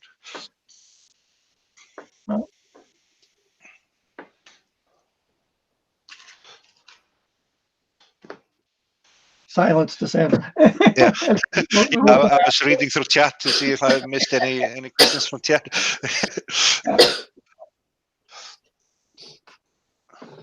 Yeah, Stephen is asking about the Philadra guy. What do you think? Did you see the teardown from Chris' basement and Walter of the Philadra? No, I've not seen that. Yeah, it was quite funny. It was basically an Israeli company that went to Murph and had a device, and they said it was a magical device, basically a magic box, and you put in wet filament, and out came dry filament, and they said it was a combination of chemical process and a heat process, and they were showing off filament that was in a box full of water and feeding it through their unit straight into a printer and printing out some objects. Right. It got a lot of traction at Murph, and they were making sales of the unit on site, and they sold out quite some number of units, and then were making orders on their website. It was quite like a hype product at Murph. Then Walter, Country 3D, he bought a unit, and he decided to loan it to Chris Riley on Chris' basement channel to test it out. And Chris did a quite thorough test with different types of filament, wet and dry, and running it through the unit to see if it affected the print quality and stringing and issues that you would have with wet filament. His testing showed no benefit, and with PLA, it basically outputted a melted PLA. So when the printer was pulling on the filament, the diameter of the filament was changing all over because it was heating up. It was heating up too much, so the PLA was basically coming out melted. It was quite horrible result. And then he sent the unit back to Walter, and Walter opened it up on a live stream. Inside there was a heater cartridge from a 3D printer and a fan blowing air on the cartridge, and that hot air went into a channel that was the channel for the filament, and there was one thermistor, and so it regulated itself to some degree, but basically it was just blowing hot air over the filament, and it quite didn't work. And the Israeli guy was saying it's a combination of chemical process and a heat process, and that was just bollocks. It was just complete lie. And maybe he threw a silica package inside or something like that. There was not even a silica package inside. Not even. It was just a complete scam. He was having back orders after Murph on his website because he had a pretty good sales pitch, and a lot of people did interviews with him and showed on them channel, so he was getting a lot of attention. But it was just a scam, basically. Well, at least we've got people around that can. We're in a kind of community with people that are likely to take things apart. Eh? Yeah, it is not a good idea to try to scam people with printers because they will take it apart, definitely. The guy, he promised me to send me a unit, but it never showed up. So maybe better that way. Yeah, Sion is saying snake oil, and Bob Young is saying dehydrated water. Yeah, just add water. Basically, that it is complete scam. Yeah, I think there's been some printers along that line too out there in the past. It was. I think Joel did an interview with him, and several other people did an interview at Murph. So. And Tom as well, I think. So. I mean, it's a nice idea, though. It'd be good if we could get something. I don't know if that would be actually possible, though. Yeah, there are on the there was a show in the States last weekend that Joel did an interview with. There was a guy trying to accomplish the same thing, but he didn't claim it as a magical device. He was saying that, like with nylon or some filament that gets wet, if you dry it out in a dry box and then take it out and start to print, it will slowly start to accumulate moisture. And his dry box was meant to be a compensation of that process, not to totally dry out the filament, just totally wet filament, just to try to keep it as long as possible without having issues. So he was more realistic in the outcome of it. It was not like a magical device taking completely wet filament out of a water bath, doing some magic to it. But he was portraying it as a helper device to try to combat it when you have a filament that is starting to get moisture after you dry it out in an oven, or like I dried out my nylons and put it in an oven, and then I put it here in the cabinet, and after 2 days it's wet again. But if you're printing for 5 hours, his device is helping, making sure it is somewhere similar throughout that process. So he was much more realistic about the outcome, the expected outcome. I'm trying to have a look at the moment at a kind of workbench, a bit like you've got in the background there, Martin, where you've got all your spools like up above your printer, but instead of having them like sitting on a shelf, have that as an enclosure and put like a room dehumidifier in it. So it's kind of enclosed, and then put like PTFE tubes that come out the bottom of the shelf, so you can print pretty much straight out of it. So you don't have to take your nylon out of anything and put it somewhere else and all that kind of stuff. It stays in the enclosure all the time, and you just pull it through the little tube at the bottom. Yeah, people have done similar, like with plastic boxes, having the nylon and desiccant in a box, and then a tube going out. And there's one. The IKEA Samla boxes. This one from Spanner Hands. It's you print it out yourself, and you can also buy the hardware for it, like the coupling here for the PDF tube. Then you can have a filament inside and dry it out, put some desiccant in this, and have it.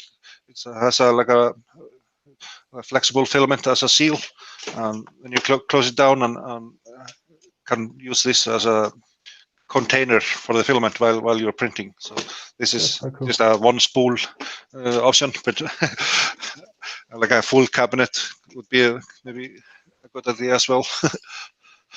Now, what I have on screen right now, that's the rep box 2, which I'm sitting here getting ready to assemble. But one of the accessories they have for it is the humidity hunter kit. Now, I don't have that. That's the idea. Enclose your filaments. They're tucked away. They have the feeder tubes, and then you can control humidity in there as well. Yeah, they have the seal kit there on the to the side, and then they have a humidity hunter kit that has the humidity meter. Yes. So it's like, presumably, given the name, presumably the dehumidifier turns on and off depending on the humidity level, rather than just staying on all the time. Mike's still there in chat. It's a dehumidifier rod. Okay, there we go. Yeah, so they are trying to control the humidity inside the wrap box. Yes. Yeah, so that's a new feature of the wrap box 2. Yeah. Yeah. That's cool. I guess I have a wrap box 1 here that I'll be putting together here shortly. Yeah, I have the same, the original wrap box. Yeah, so you could have quite a number of spools in there and control the humidity, and that could be really good option. Yeah. Does anybody know if there's anyone in the UK or Europe that sells? Yeah, NVO Engineering is starting to resell them. Oh, okay. Yeah, I made a video about it. I made a video about the assembly, and then I put all the links underneath, but I think you just go straight for, well, you could just search it straightforward. Website, I mean. No. Now, I haven't found humidity to be a big deal, but I'm in a fairly dry climate, so. Yeah, unfortunately, I live about half a mile from the sea. Oh, So it's about as much water as you could possibly find. Yeah, okay. I mean, it doesn't. In fairness, it doesn't seem to be as bad as I expected it to be. But I do have a dehumidifier running in the room 24/7 anyway. Yeah, I put a link in the chat to MVO Engineering. They recently started to resell the boxes in Europe. I got mine in a suitcase when I went to Murph. yeah, me too. Yeah, it was quite kind of heavy. If I would have known that George is going to sell it, I wouldn't have done it. Yeah. It was a pain in the butt getting this thing over the customs. Yeah, you had it in a hand luggage, Yeah, so they took everything apart. because the security guy wanted to know what was inside because there are some parts in it that made a warning on the security see-through machine. Yeah, those what do they call the bearings? Yeah, the bearing. Bearings, It I was- think. Yeah, they were like a metal bearings in a Mm. casing, so it looks quite Kind of suspicious. funny. Yeah. Yeah. So he tore it apart, and we couldn't. I was watching just by the side, and he said, "Don't touch anything while I'm doing this, and make sure you don't pull anything out of the box." he was quite nervous, I think. Yeah. It's good that it's now option in Europe as well. Seems a bit more expensive though, as always. Pooch is in Yeah, the yeah. chat. Did you see that? Pooch is in the chat. He Oh, joined. Cool. Hey, Booch. We're Rest talking. his Hi, eyes, Butch. his ears were burning. He heard Yeah, us. we were talking about your humidity control option in the Rapbox too. That's really cool.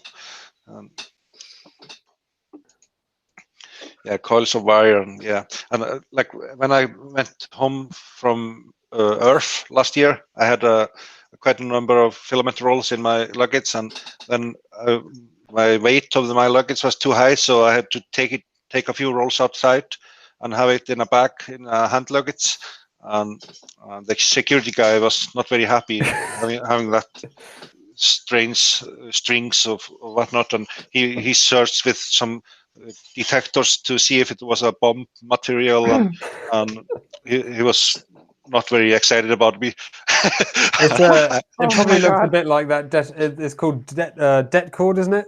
So Yeah. it's like a detonation Yeah, cord yeah. that they use for demolition. Yeah, and Oh, I was trying to explaining it was for 3D printing, and he had no idea what that was. And What the I heck is was on my that? phones linking to it was a printed solid filament, and I went to the website on my phone and showed him here this is commercially available. It's just plastic, and yeah, I spent like 20 minutes explaining this to him. Before he was just looking at me. You have to throw this away. Oh, And I was no. like, no. I've only had to go through the 3D printing talk once with customs. They had me open up a maker box. I think they're more interested in the candy other than the filament. Okay, that's plastic. Who cares? What's in? That's candy. Is that banned? No. Okay, I guess that can go through. Yeah, and you had a big issue with the resin that you were importing with the resin Polamoy. is a different issue since I had the resin shipped directly from Hong Kong. It got seized by Canada Customs, and they kept it for 6 months. Oh, 6 no. months. 6 months. 6 months. And They sent it to chemical testing as well. yeah, they were thinking it was some sort of drug shipment. No. Yeah. And at the end of the day, the resin, it was their first, this was the Pio Poly tough resin, the first version of their tough resin. And I ended up, after 6 months of customs having it and that, it didn't work very well for me at all. Yeah, probably they'll open up the container and yeah. Yeah, who knows how long it had been opened up, what it had been exposed to. that one was right off. Fortunately, they didn't open up any of the other containers because I had, I think, 8 bottles of resin in that shipment, but only one of them was the one that they were worried about. And the reason they were worried about it was Pew Poly took it off their website when they discontinued it. Yeah, okay. So Yeah. and you had the issue with the labeling as well. The labels were not. The way the labels were put on and the way Pew Poly packs its resin, if you don't take care pulling the bottle out of the packing, you can rip the label off. And chances are that's what the first customs agent did, is they just went in, ripped the bottle out, and labeling would have been stuck inside. Yeah, so it was a known liquid from China coming in, and they panicked. Yeah. And so that was hard to get through. So eventually got here. The other resins worked fine, but that one, caused all the problems, and it didn't work all that well afterwards.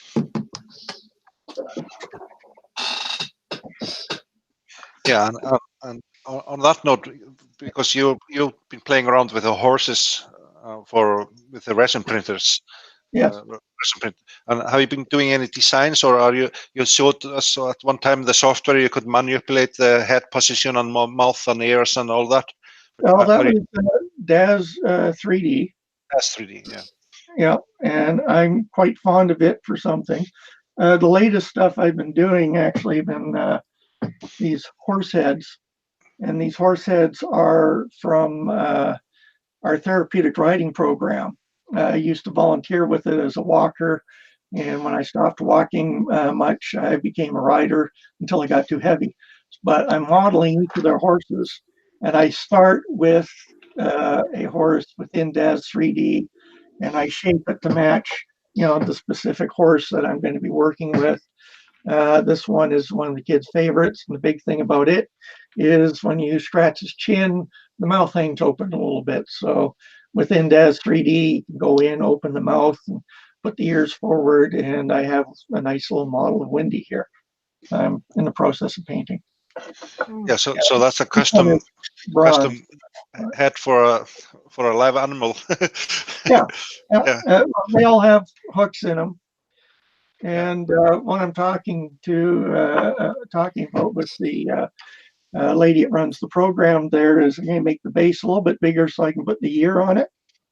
And they have a riding show for the clients during the summer. And they win awards, and we hope they hand them a model of the horse that they were riding with the year marked on it. So that's a 2020 project. Okay, that's a cool endeavor. Yeah, well, it's a great program. DAS 3D is great for doing that sort of modeling. If you can either find or build your own model, and then you have to rig it. But once you have a model of an organic creature that's rigged, then you can position it. For me, getting in with the resin horses and being able to, this thing's getting beat up. I see an ear's missing again, legs missing, but I carry it with me.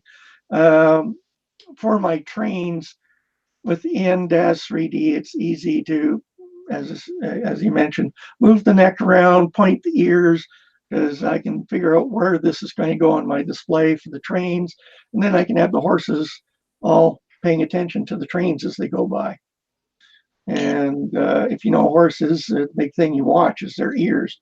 Their ears really let you know what they're focused on. Yeah, it's cool. Like, do you have like a room in your house with a train layout, or how do you go about setting everything up? Well, I do have a room. It's the workshop that I started broadcasting from. It's where my Moya printer is right now, and I got shelves around it. But I've spent so much time 3D printing in the last few years, it's been getting ignored. So I got into the 3D printing. Well, my daughter got it first, and she got it for cosplay.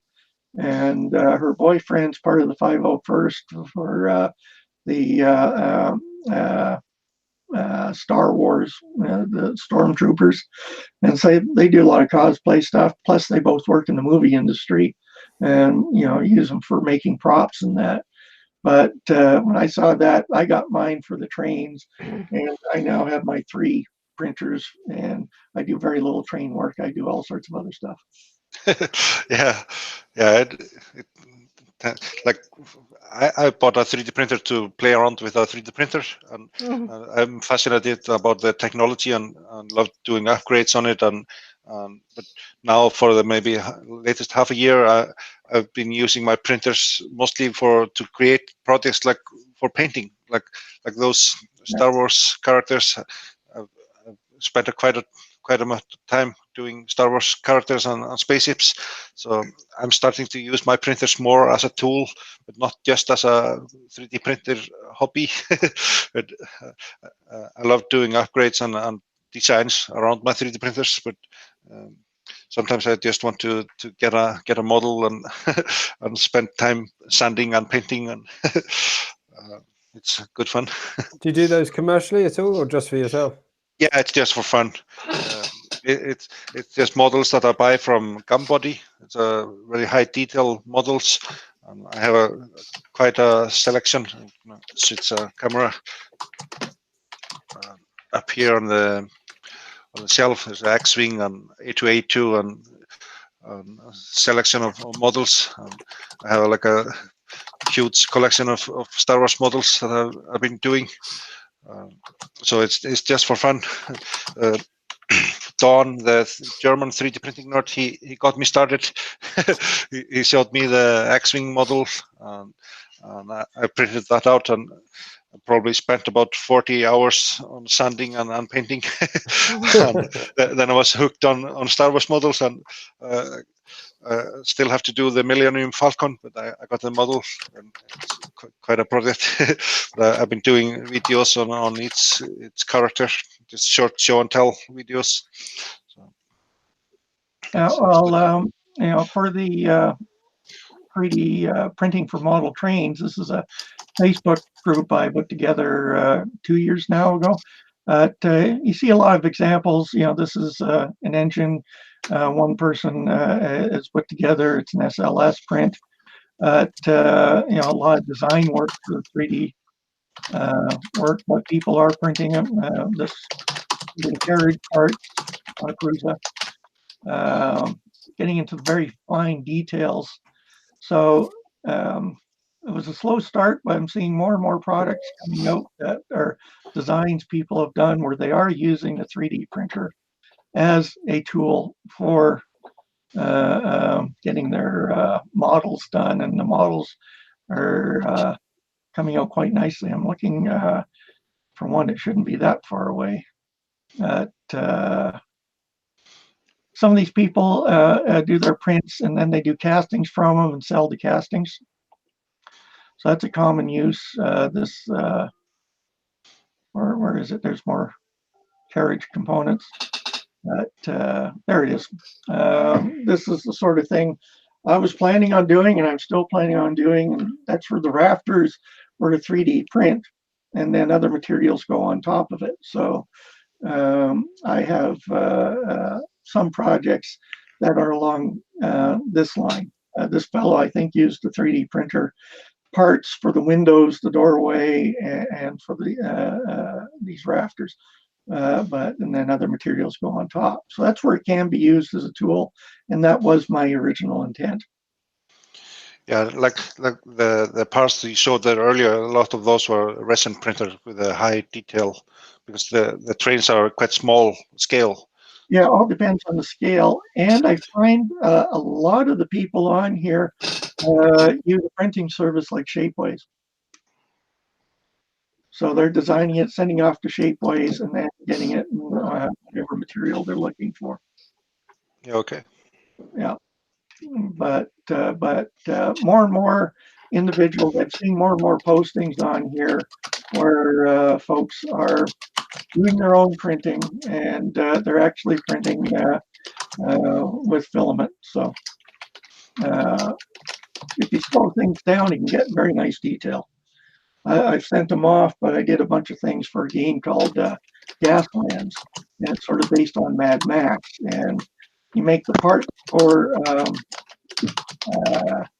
Hot Wheels, and you're painting up Hot Wheels as Mad Max style vehicles, and then there's a little booklet that you get that has the rules Yeah, to okay. play the game. So I got a friend that's into that, so I did a bunch for him. And I didn't bother with the resin. I got nice detail for the Hot Wheels just off the filament printing, FDM. Yeah, I would love to have a resin printer for those models to get the extra detail. I do quite a lot of use of filler primer and sanding to get them smooth. And you can, let's close up on it. You can see, like on this model, you can't really see any layer lines anywhere. It's all filled up and sanded, and then I do, like on this guy here, it's quite a beaten up, like weathering. He's been in a battle, so he's all messed up. But having a resin printer for models like that would save me probably quite a lot of sanding and priming. Yeah. Yeah, you should have a Maui. Yeah. Martin. Yeah. The Maui one thing about it, for my streams, I haven't been doing many lately, but I hope to get back at that.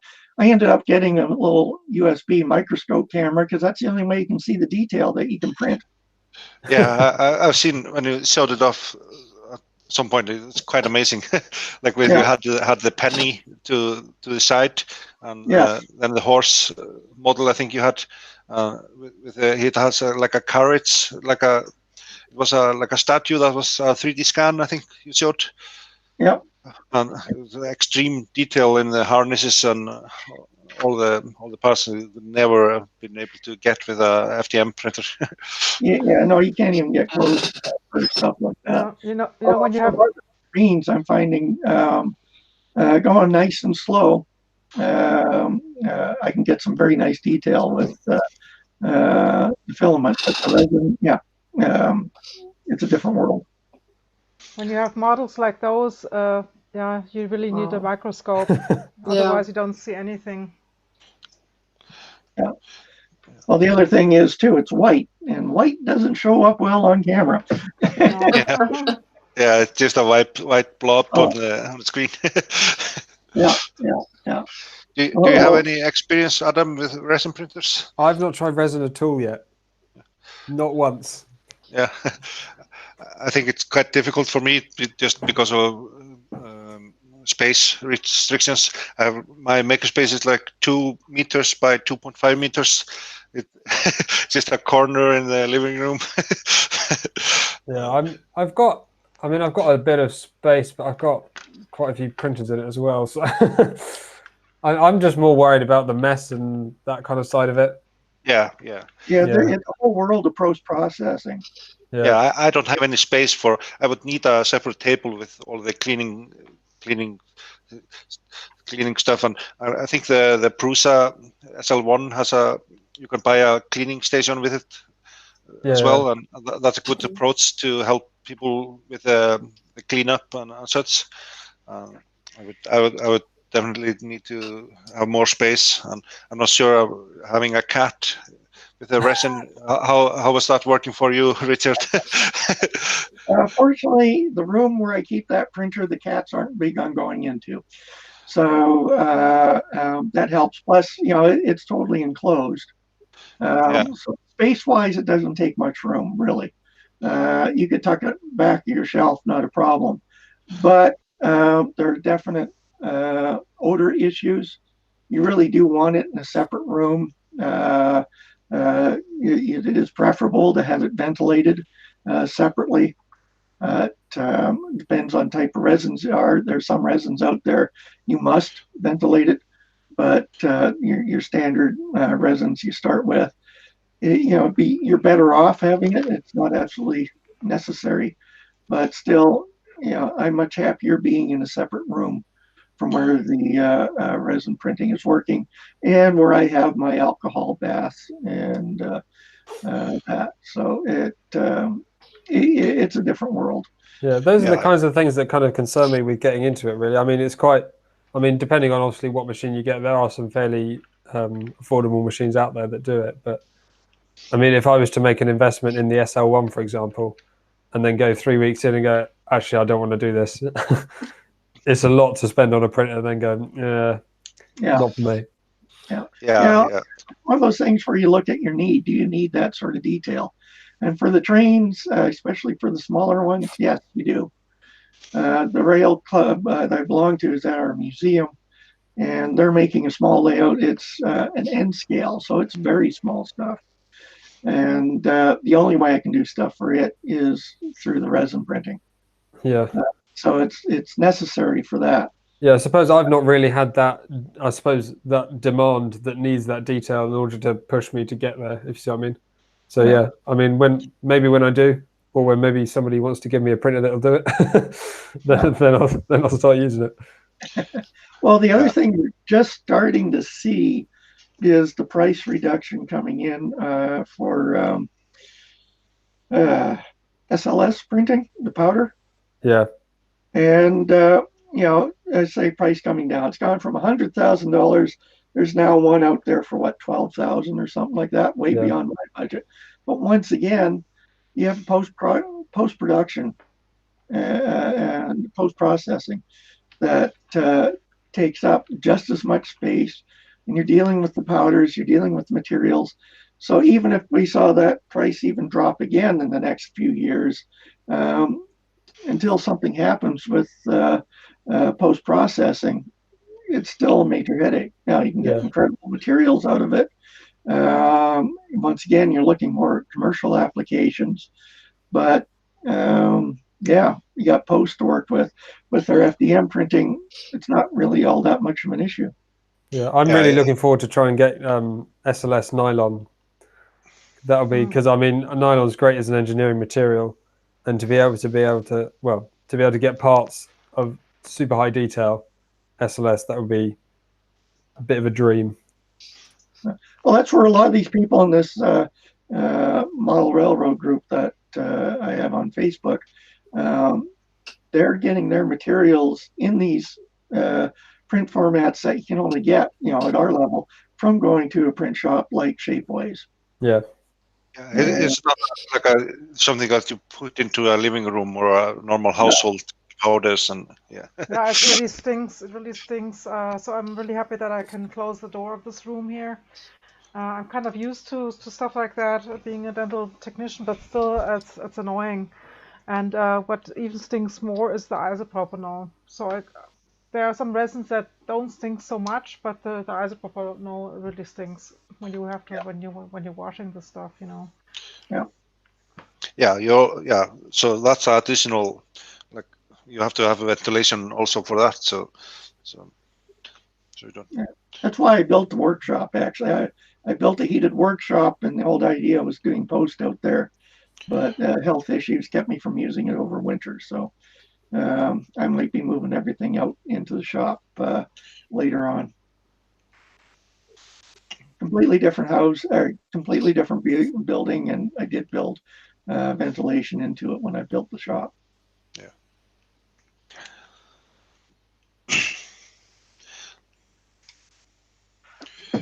Yeah, we have George here from NVO Engineering. He must have got some thought because we were talking about him reselling their epochs. Hi, George.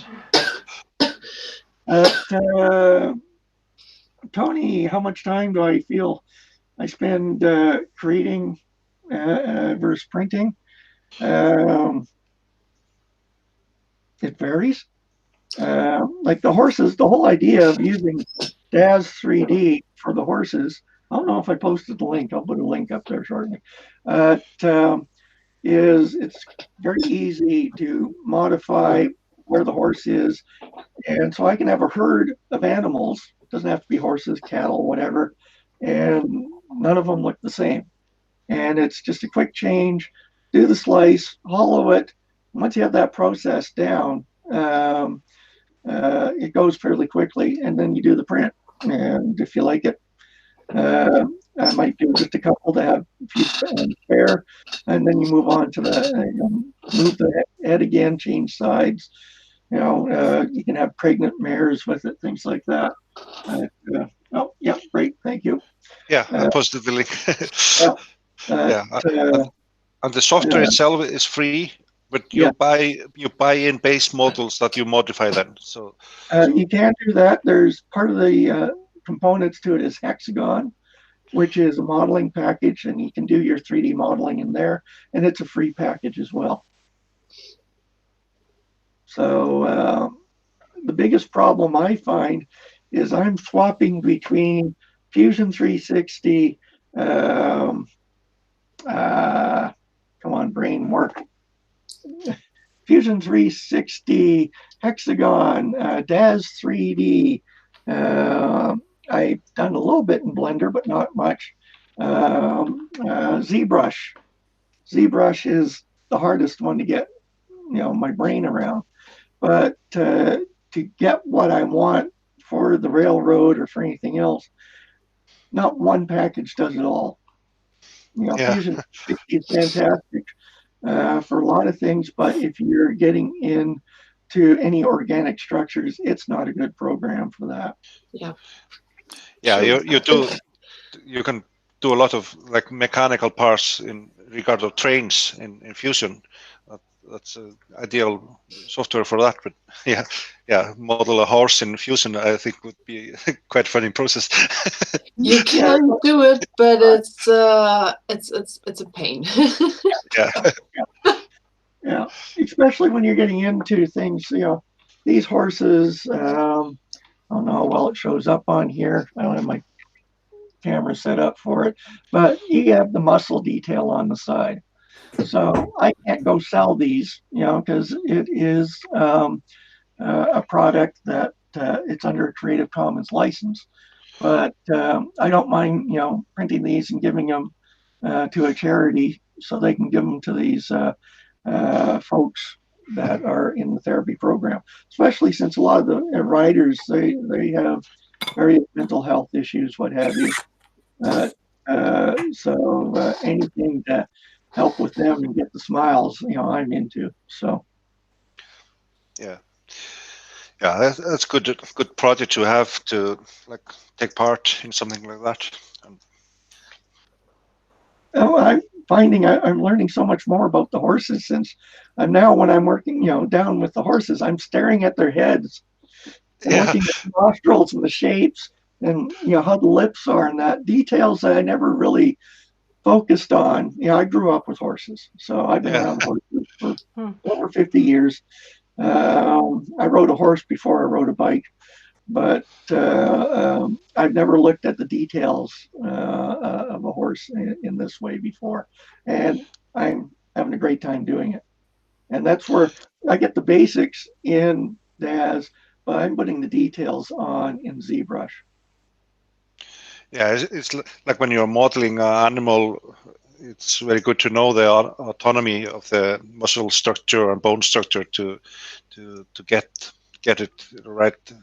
You put the muscles in the right positions and bones where they should be, and it's quite a study. I was playing around with sculptors. That's like a baby version of ZBrush. Yeah.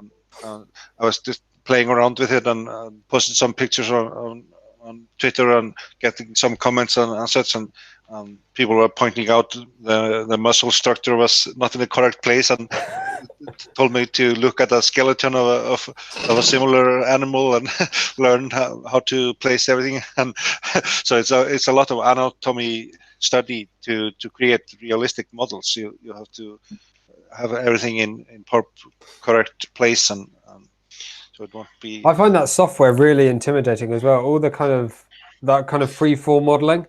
For me, like the engineering modeling, where it's like in my mind it's fairly simple shapes, but when you go to that totally free form like muscle structure like that, I'd never be able to do that. I can't imagine a way that I ever have the ability to do that.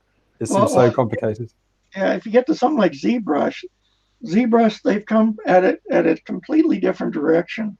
I haven't a clue why they've done it this way, but menus aren't where you expect them to be. It is a nightmare to get into, but once you get into it, you can do amazing things with it. It just has a really steep learning curve, and the learning curve is their headspace. The file menu, where everybody has the file menu off on your left-hand corner, it's not there. It's in the middle. Yeah, yeah, it messes with your head to have the layout is quite strange. Yeah. Well, I have, my biggest problem is, since I swap between all these programs, is how do I navigate with this one? I'm holding down the shift key, no, control key, no, alt key, oh, okay, there I am. And then I swap to another program, I have to go through the same routine to figure out which one's which. And if you start using one for a while, then you forget the others. Yeah, I'm gonna share my screen here. Here's a Nice. cat I did in Sculptris. So it's just me playing around, and I did some dogs and some wild animals. I didn't finish this one. It's just a work in process. So it is horrible, and it's quite difficult to do, but it's good fun. Here's a monster disaster. Oh my God. But I have no talent in this type of modeling, but it's great fun to play around. Yeah, at work I waxed up some teeth today because we're going to have a new course model. So when the participants they come, they get finished wax models, and then we can just process from there on. And I'm doing the wax up at the moment, and then they get multiplied by a company that does them for us. And it's such a high amount of detail in these teeth, and I was waxing all day long. And I think tonight I'm going to dream about it. So if anybody ever needs some really good looking teeth, I could hopefully maybe in the future model with some kind of software too. Well, the big thing is the software's changed so much. As I got into 3D animation about 1989, 1990. And some of the stuff, it took forever, in those days. Now you come in and it's two clicks and you got, your final result. You just have to figure out that, hey, you do it that way now. But, we have so many options. And you folks have talked about SolidWorks, and there's Tinkercad out there. There's another one that programmers are into. I can't. OpenSCAD. Yes, yeah. Yes, that one. So figure out how your brain works, and then find a program that works with you. Yeah, I started out playing with 3D Studio when it was a DOS-based program quite a long time ago, 20 plus some years, and used 3D Studio Max. And then I didn't do any 3D modeling. I was using that in college. I could model whatever in that software, but now I started to play with Fusion 360 and found it quite easy to learn. Watched some videos, and I'm still, of course, learning. I'm no expert in it, but I managed to do everything I need to do in it, and find it quite good fun. Yeah, no, I quite enjoy just the modeling aspect.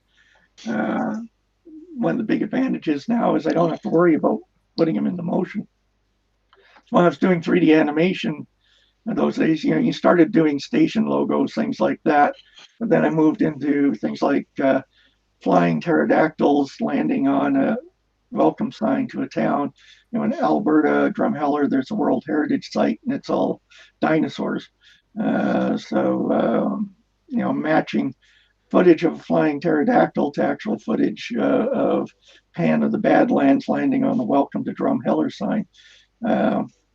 Whole different aspect to it. But now getting into the 3D printing aspect, you're looking at, okay, how do I take that fantastic thing that could never exist and turn it into something that I can physically hold? Yeah. That's Modeling for 3D printing is quite different than just modeling into computer land. If you have to turn it into a physical object, it has to comply to physics. And well, one of the drawbacks for DAS 3D is, and now this is changing, they're starting to embrace 3D printing and starting to put some tools into it. But details like the tail on the horse, the actual model of that is just a thin line because you're wrapping a texture around it. And so it's that texture map that brings out the tail, but that doesn't print. Yeah. So you have to take this model, dump it into, in this case, ZBrush, and then model a tail that has the texture on it.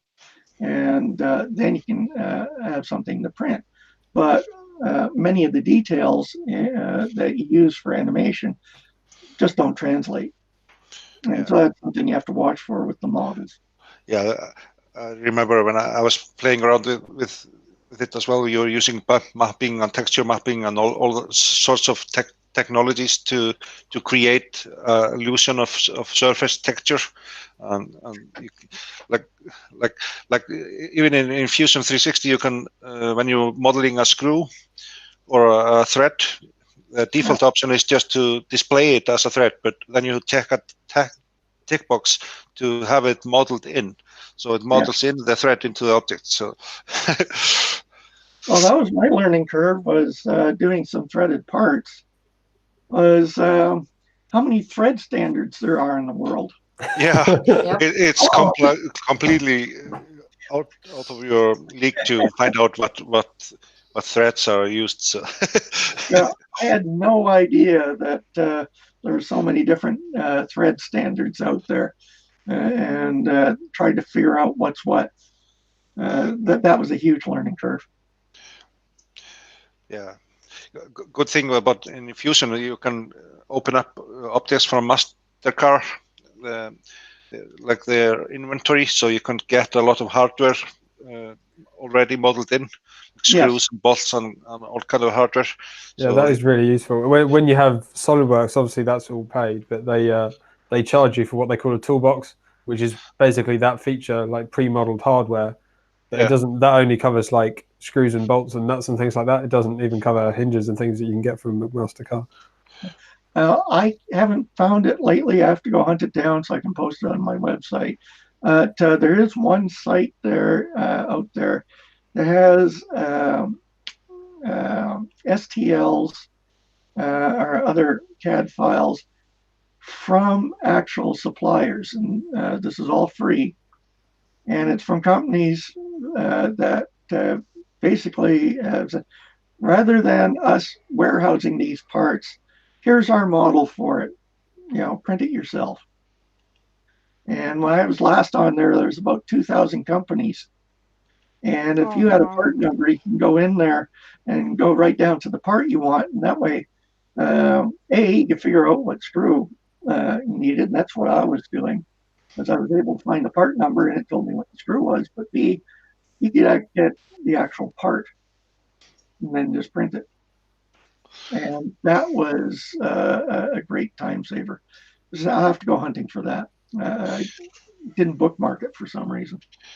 Yeah, back on designing for 3D printing. Here's my extruder assembly for my CR10 with the Bondtech, and the Bondtech.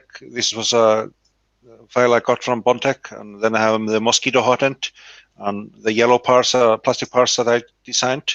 But then I have all the hardware to mount the like screws. Like those are just from Makar.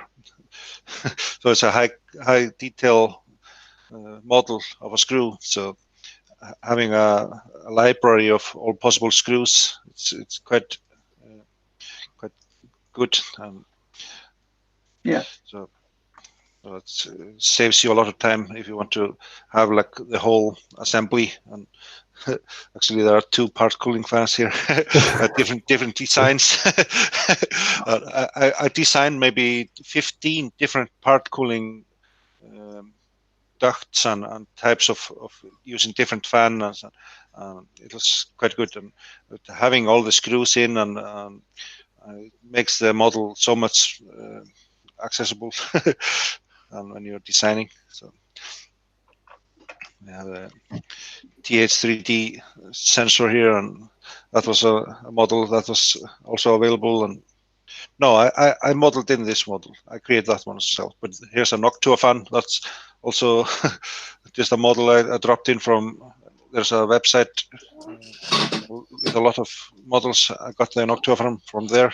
And NEMA 17 model. Could you share that library? Yeah, let me find it. So this was one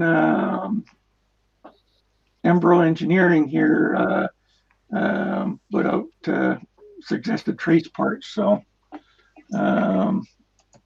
this looks similar to what I was. I don't think this is the site I was on, but this is another great resource out there. So part of the design process actually is before you design something, see if someone else has done it for you already. Yeah, I posted it. It's called GrabCAD. I posted the link in the text. It has a lot of mechanical parts already modeled in. Yeah, now that I see it, I was there already in the past. I didn't remember the name though. Had the Noctua fan and the NEMA 17 motor, and so it's a good resource. Yeah, actually, I think GrabCAD is where I was before. Yeah. And Adam, when you were designing your printer, did you use GrabCAD for the stepper motors and like default parts, or did you? I think I modeled everything myself, actually. Oh my goodness. Crazy guy.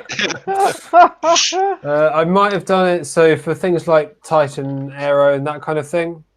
Yeah. When it got to depending on how deep through like the interfaces you get, I mean the whole frame I modeled.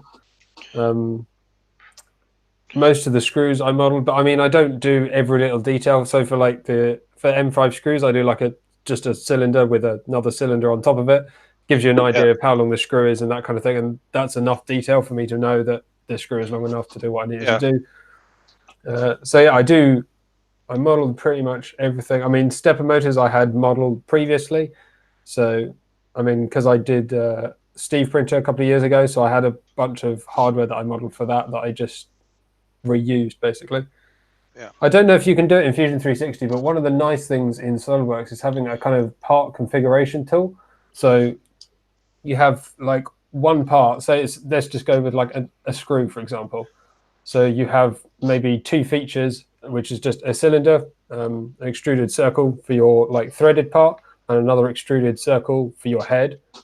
And then that one file, you can basically have what they call a design table, which allows you to set dimensions to variables and then create like a lookup table. So you can create basically hundreds of different fixings from this design table. It's all just based off of one model. Yeah, it's called parametric modeling in Fusion, where you can have a variable for like the height of the object, and then you have a table that you can enter in the numbers, so you can easily change parts and create a library that way. So I mean that I think that is slightly different, unless So that sort of thing is possible in SolidWorks as well. They have the same parametric feature that sets you as a variable, and then you can change it when you like. But this is more of a basically creating hundreds, if you like, of configurations all at once. Yeah. Okay. Yeah. Yeah. So it might be based on parametric modeling, but into a library. Yeah. Yeah. Okay. So, So it takes it a little bit further. Yeah. And then you bring it all comes in one model. So you take that one screw, if you like, you put that into the model where you want it, and you can mate it into position and all that kind of stuff. And then you just change the configuration to change the length and the diameters, the size, the thread, and all that kind of stuff. So that's how you can make, well, how I did for like the extrusions. So it's like it's all one model. It's just like how wide it is, how long it is, and all that kind of stuff. Yeah. So you can do. It makes it quite an efficient way to model lots of parts that look quite different, but are all based off the same basic file. Yeah. Yeah, I think parametric modeling in Fusion is doing that into some extent. I need to try and find that feature, the kind of design table thing in Fusion 360, because that's one of the things I do use a lot, and it'd be great if I could get that working in the same way. Yeah, I use it a little bit, but I'm no expert in using it. We're getting to past the 2-hour mark. So should we do our standard outs, and if folks want to hang on, we normally continue on afterwards, but yeah, we can do that. So like just tell people your social media links and where people can find you. So if we start again with Richard. Well, I'm Richard Murray. The channel is the Zidim channel. Website zidim.com, and you can see my information here. Zidim 17 almost everywhere. I don't have much new content right now, but I'm working on it. I went through a period where I couldn't speak for a few months, so unfortunately I'm going to have that coming up again, where I'll go 6 weeks without speaking, but I'll try to produce stuff. I haven't got into the art of doing silent videos, so it can be done. Yeah, thank you. And Mia? Most of you can find me on Twitter as DasMia3. I do have a small YouTube channel also called DasMia3, and that's where you can find me if you like what I'm doing. Just come by. Yeah, thank you. And Kat? Okay, so bye-bye, everybody.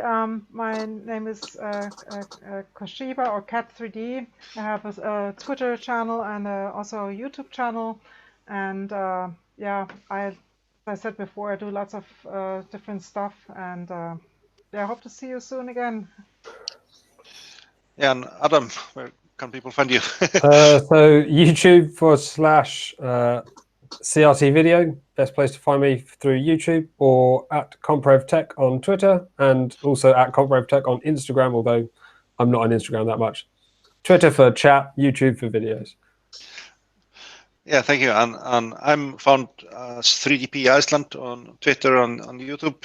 And I also put the social links for everybody in the panel in the video description, so people can have a look there to get directly to our social media contact. So that's a good place for to look at after the video.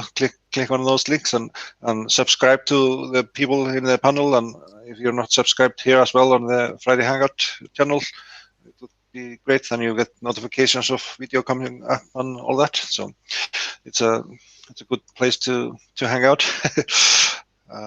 And if you want to join in on the videos, just let me know on Twitter. We have a Twitter group for the Hangouts that we talk about before the stream starts, decide on subjects and such. And everybody is welcome if they have some social media presence, YouTube channel or on Twitter, or active in the community. That's that we want to. And we sometimes get guests that are doing projects, so just let me know if you want to join in. Yeah, so. Yeah, I'm just looking here. I don't. A topic hasn't been set for next week, but next week is the U.S. Hangout, and it's 7 to 9 p.m. Eastern time. So I have no idea what that is. Universal. That's 2 o'clock GMT for right. me here in Iceland in the afternoon or in the morning. Morning. Morning, 2 a.m. in the morning. We're not far off from the Prague Maker Fair now, are we? No, I think that's next week or the week after. It's 19th June, so it's like I think it's about a month away still. But, Yeah, okay. I yeah. thought it was like just 2 weeks ago. Yeah. Yeah, okay. So it's 3 weeks to it. Yeah. Are you going there or? I am going. Yeah. Yeah, okay. How about you guys? Yeah, I don't have any plans for it. I went to Murph this year. Yeah. I saw your video with Tom. Yeah, Well, yeah, featuring yeah. I got quite a lot of like people come bouncing back to my channel from his video. So that was quite cool. I haven't been to a maker fair of any kind. I'd like to do that at some point, but I don't get to travel much. Yeah, I think for 3D printing, the Murph and Earth events and 3D Meetup Sweden in Europe and now 3D Meetup UK. How that was just recently. How was that event? It was really good. It's quite small, but it's well organized and it's super relaxed. So it's kind of a bit like this. You're just with other people that are doing 3D printing related things, just chatting about stuff that you've done. Hang out. It's really relaxed kind of environment. It was really nice. Is that a new thing? Is it the first event this year, or has it been before? The first 3D Meetup UK was last year, I believe. So Yeah, second time. Yeah.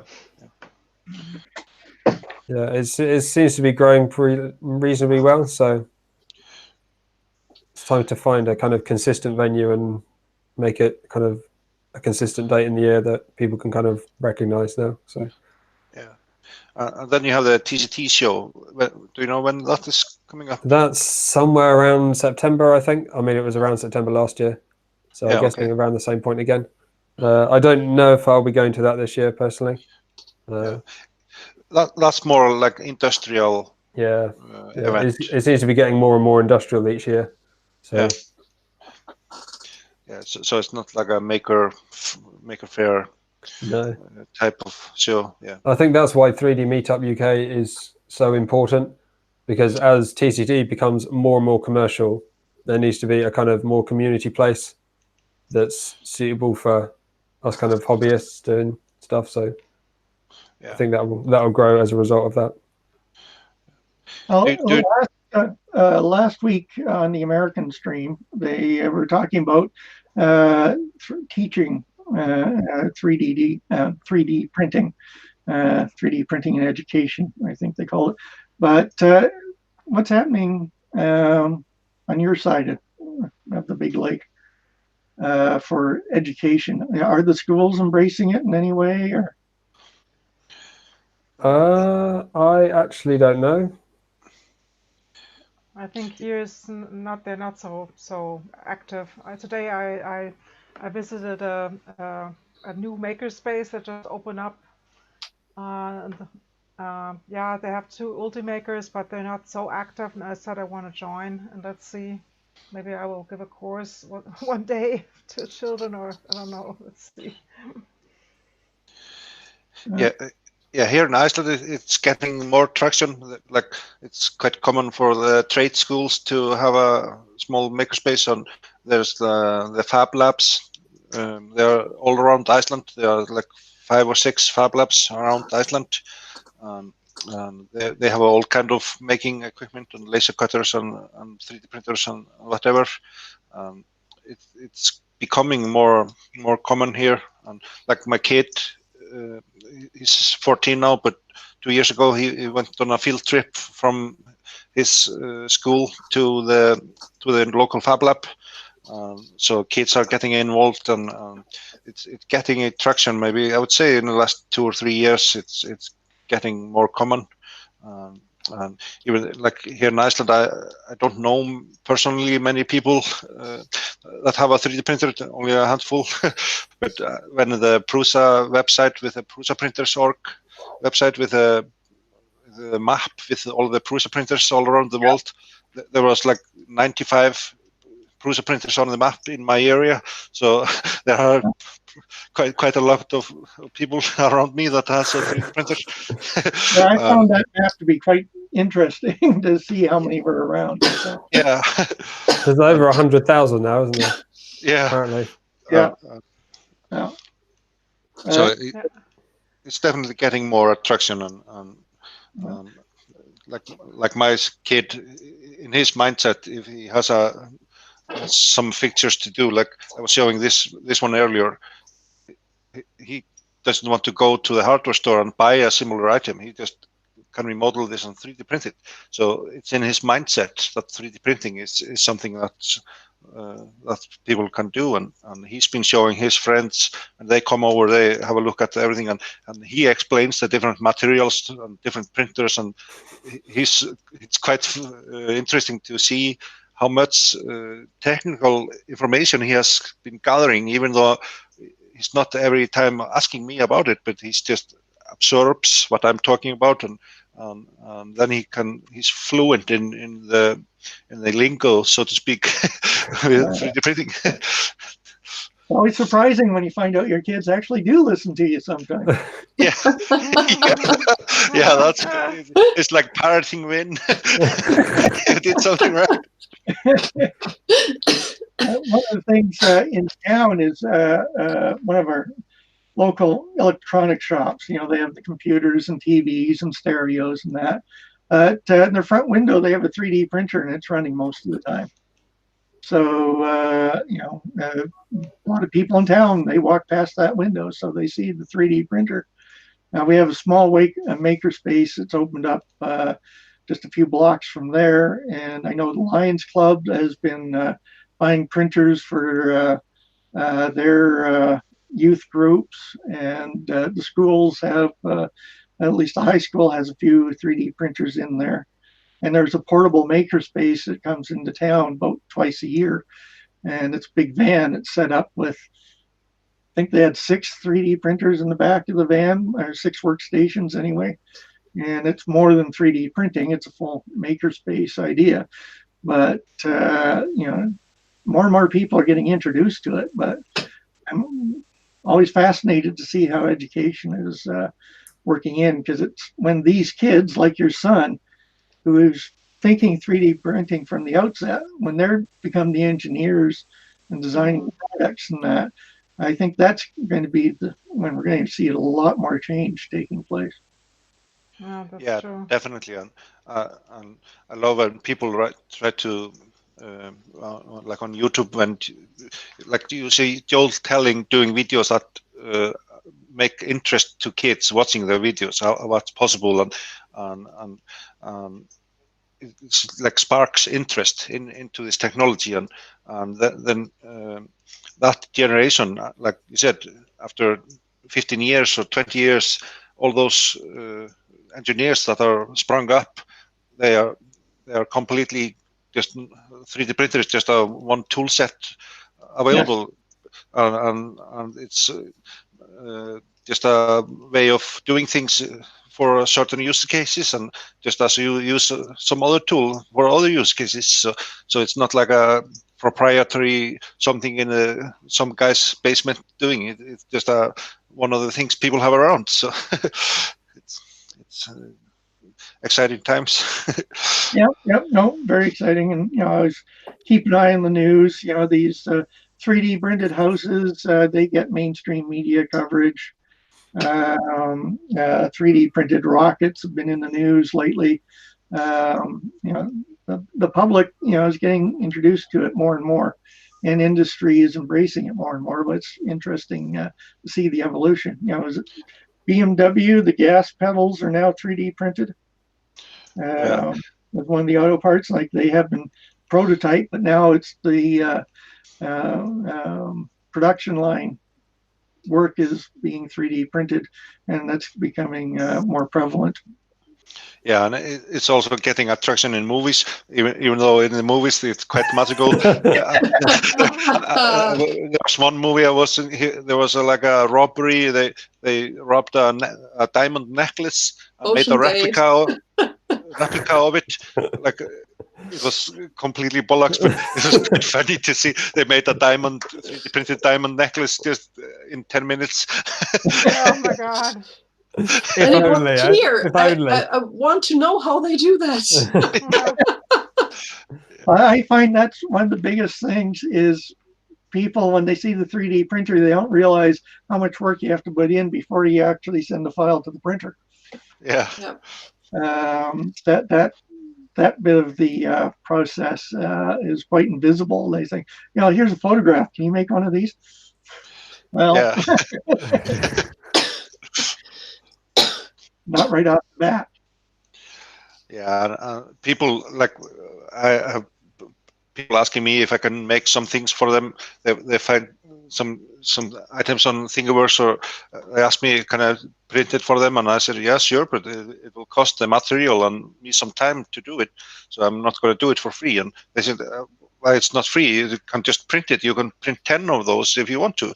But I still have my time and printer time and material cost, and it's not very, very cheap materials necessarily. So And then you get into design iterations. Oh, that one didn't work, so I tweaked something, and this one didn't work. Yeah. Tweaked else, and that one didn't work, and then this one just failed on the printer. All that takes time. Yeah. Tell me about it. I have a separate video just on part cooling fan design on my CR10, and I had my full table laid out with printed parts, test prints, and different designs, and test prints with different designs, and I spent probably 5 kilos of plastic just designing one fan shroud. So it takes a lot of time and takes up a lot of material. Yeah, no, you get that. Then you get the object where you just make a stupid mistake. This was the finished product, very simple, just needed a block for the lawnmower.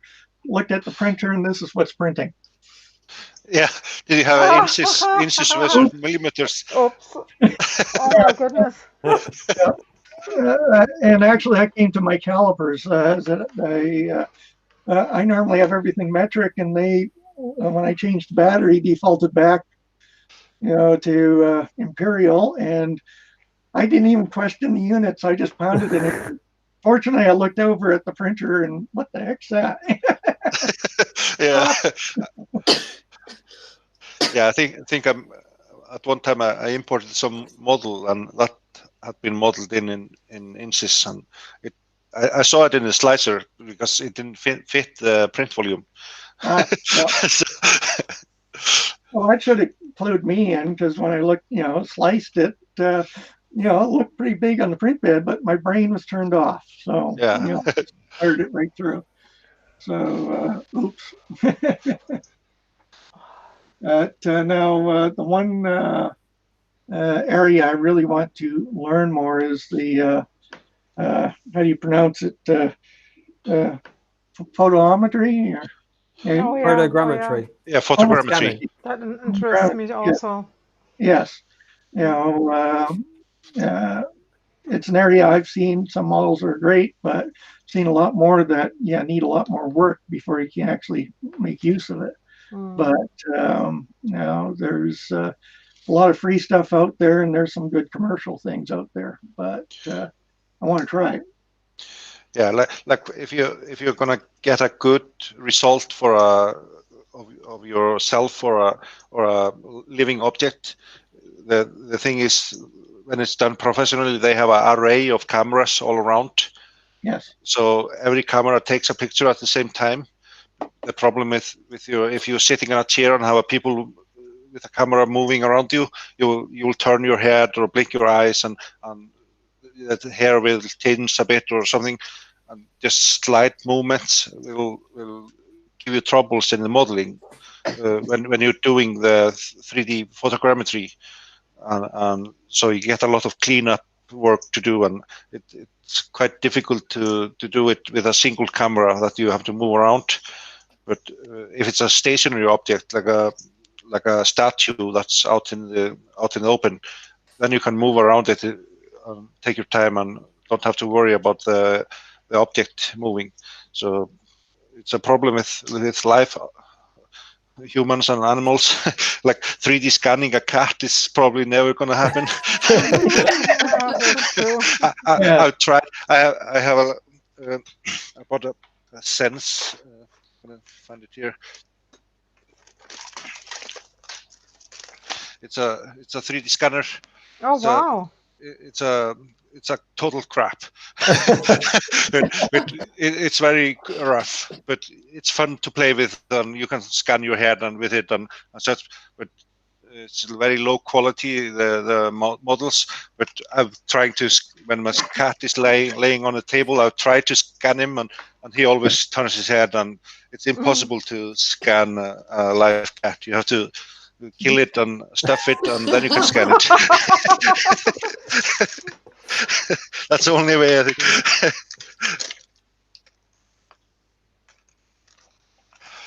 But I'm not sure if people are ready to do that for the for a scan.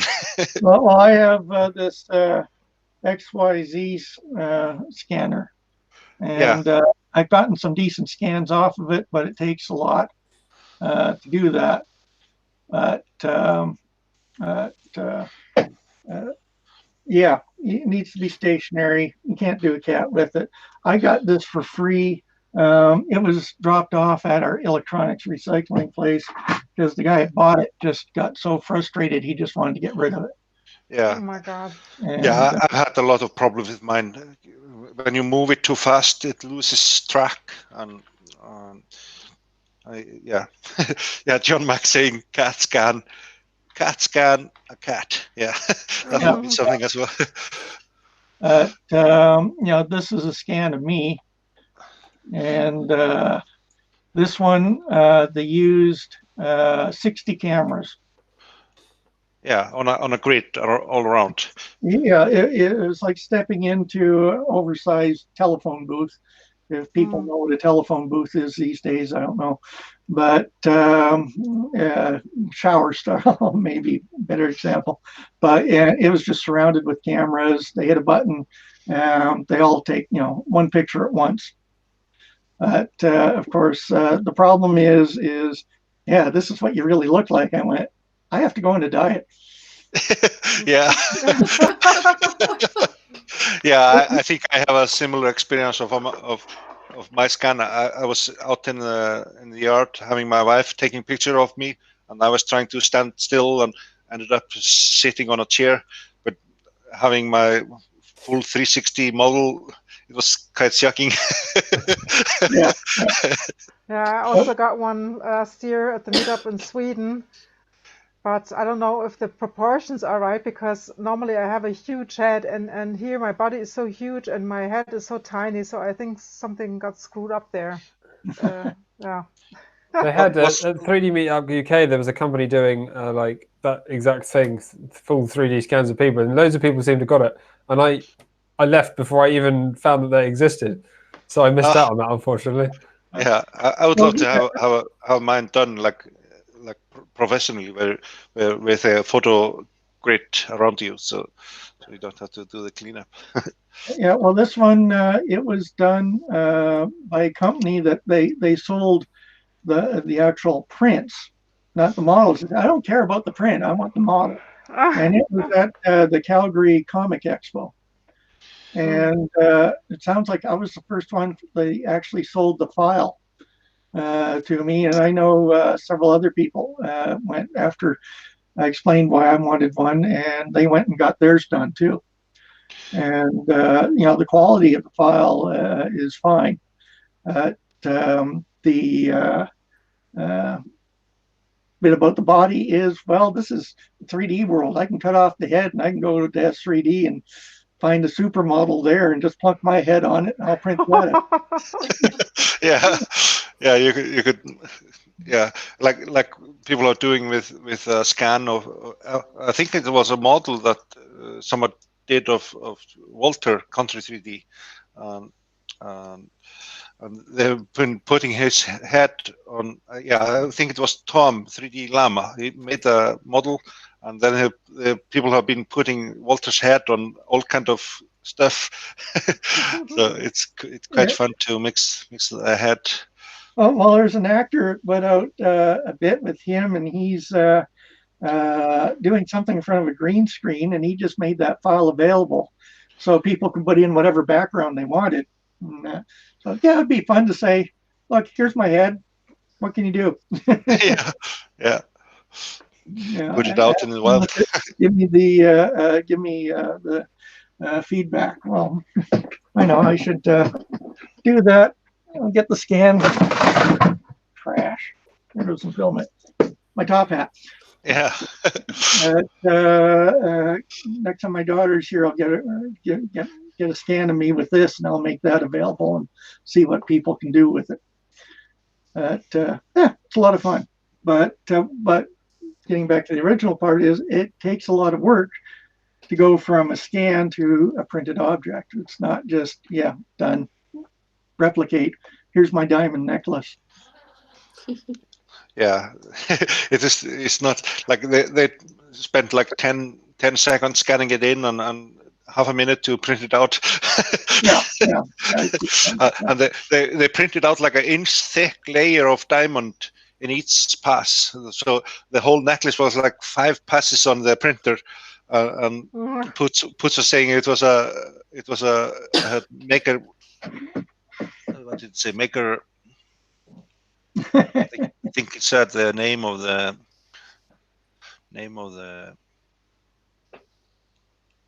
Yeah. Yes.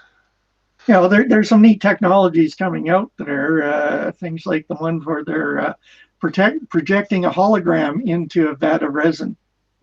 And so it's basically one pass and you have your print. But once again, you have all your post-production and everything else on it. And when you're dealing with resins, one of the big things is with dealing with filaments, we have these multi-material units, various ways of getting multiple filaments printed at the same time. With resin, you got one resin in there. That's it. Yep. So, and you can't insert an object. I mean, at least I haven't seen anybody do this successfully. Insert an object into a ongoing 3D print. Like back when the spinners were popular a couple of years ago, you know, each one of these nodes has a nut inside to give the weight, and you just print it up and shove the nuts in and let the print continue, and you got a final part. And it has the weight, and you can't do anything like that with the resin. Yeah, because you're printing upside down on the resin. Yeah. Yeah. So you can't insert the object from the back side. Yeah. So there are the limitations to the technology. What we all want is a Star Trek replicator. Walk up, tell it what you want, it bings, and you pull out your finished product. Mm-hmm. Or wishful thinking. Yeah. Puts is saying, if you CAT scan your cat, do you PET scan the rest of your pets? No, it just pet your pets. Well, speaking of which, I have to go do some other stuff around the house here. Some of it involves the cats. So it's been great, great stream. Nice meeting you all. Yeah, pleasure. Thank you very much. Thank you for tuning in. We have been going for almost 3 hours. So. Yeah, I'm kind of tired. Yeah. Me too. I have to. One of the things I have to do is I have to go find my garden amongst the weeds that are out there. So, the joy of the season. Anyways, take care all, and see you in 2 weeks. And if you can, join us in a week for the US stream. Yeah. And I think because it's quite late for you guys in Germany, what time is it? Is it 1 o'clock in the afternoon? Yeah, 1 a.m. Yeah. So maybe this is just a good time to end the stream if you guys want to go to sleep. Yeah, I'm so tired. Yeah. So just say goodbyes, and I'm gonna end the stream, and we can chat for a minute afterwards. But yeah. Right. So Goodbye, thanks everyone. everybody for watching. Bye. Bye-bye. Bye.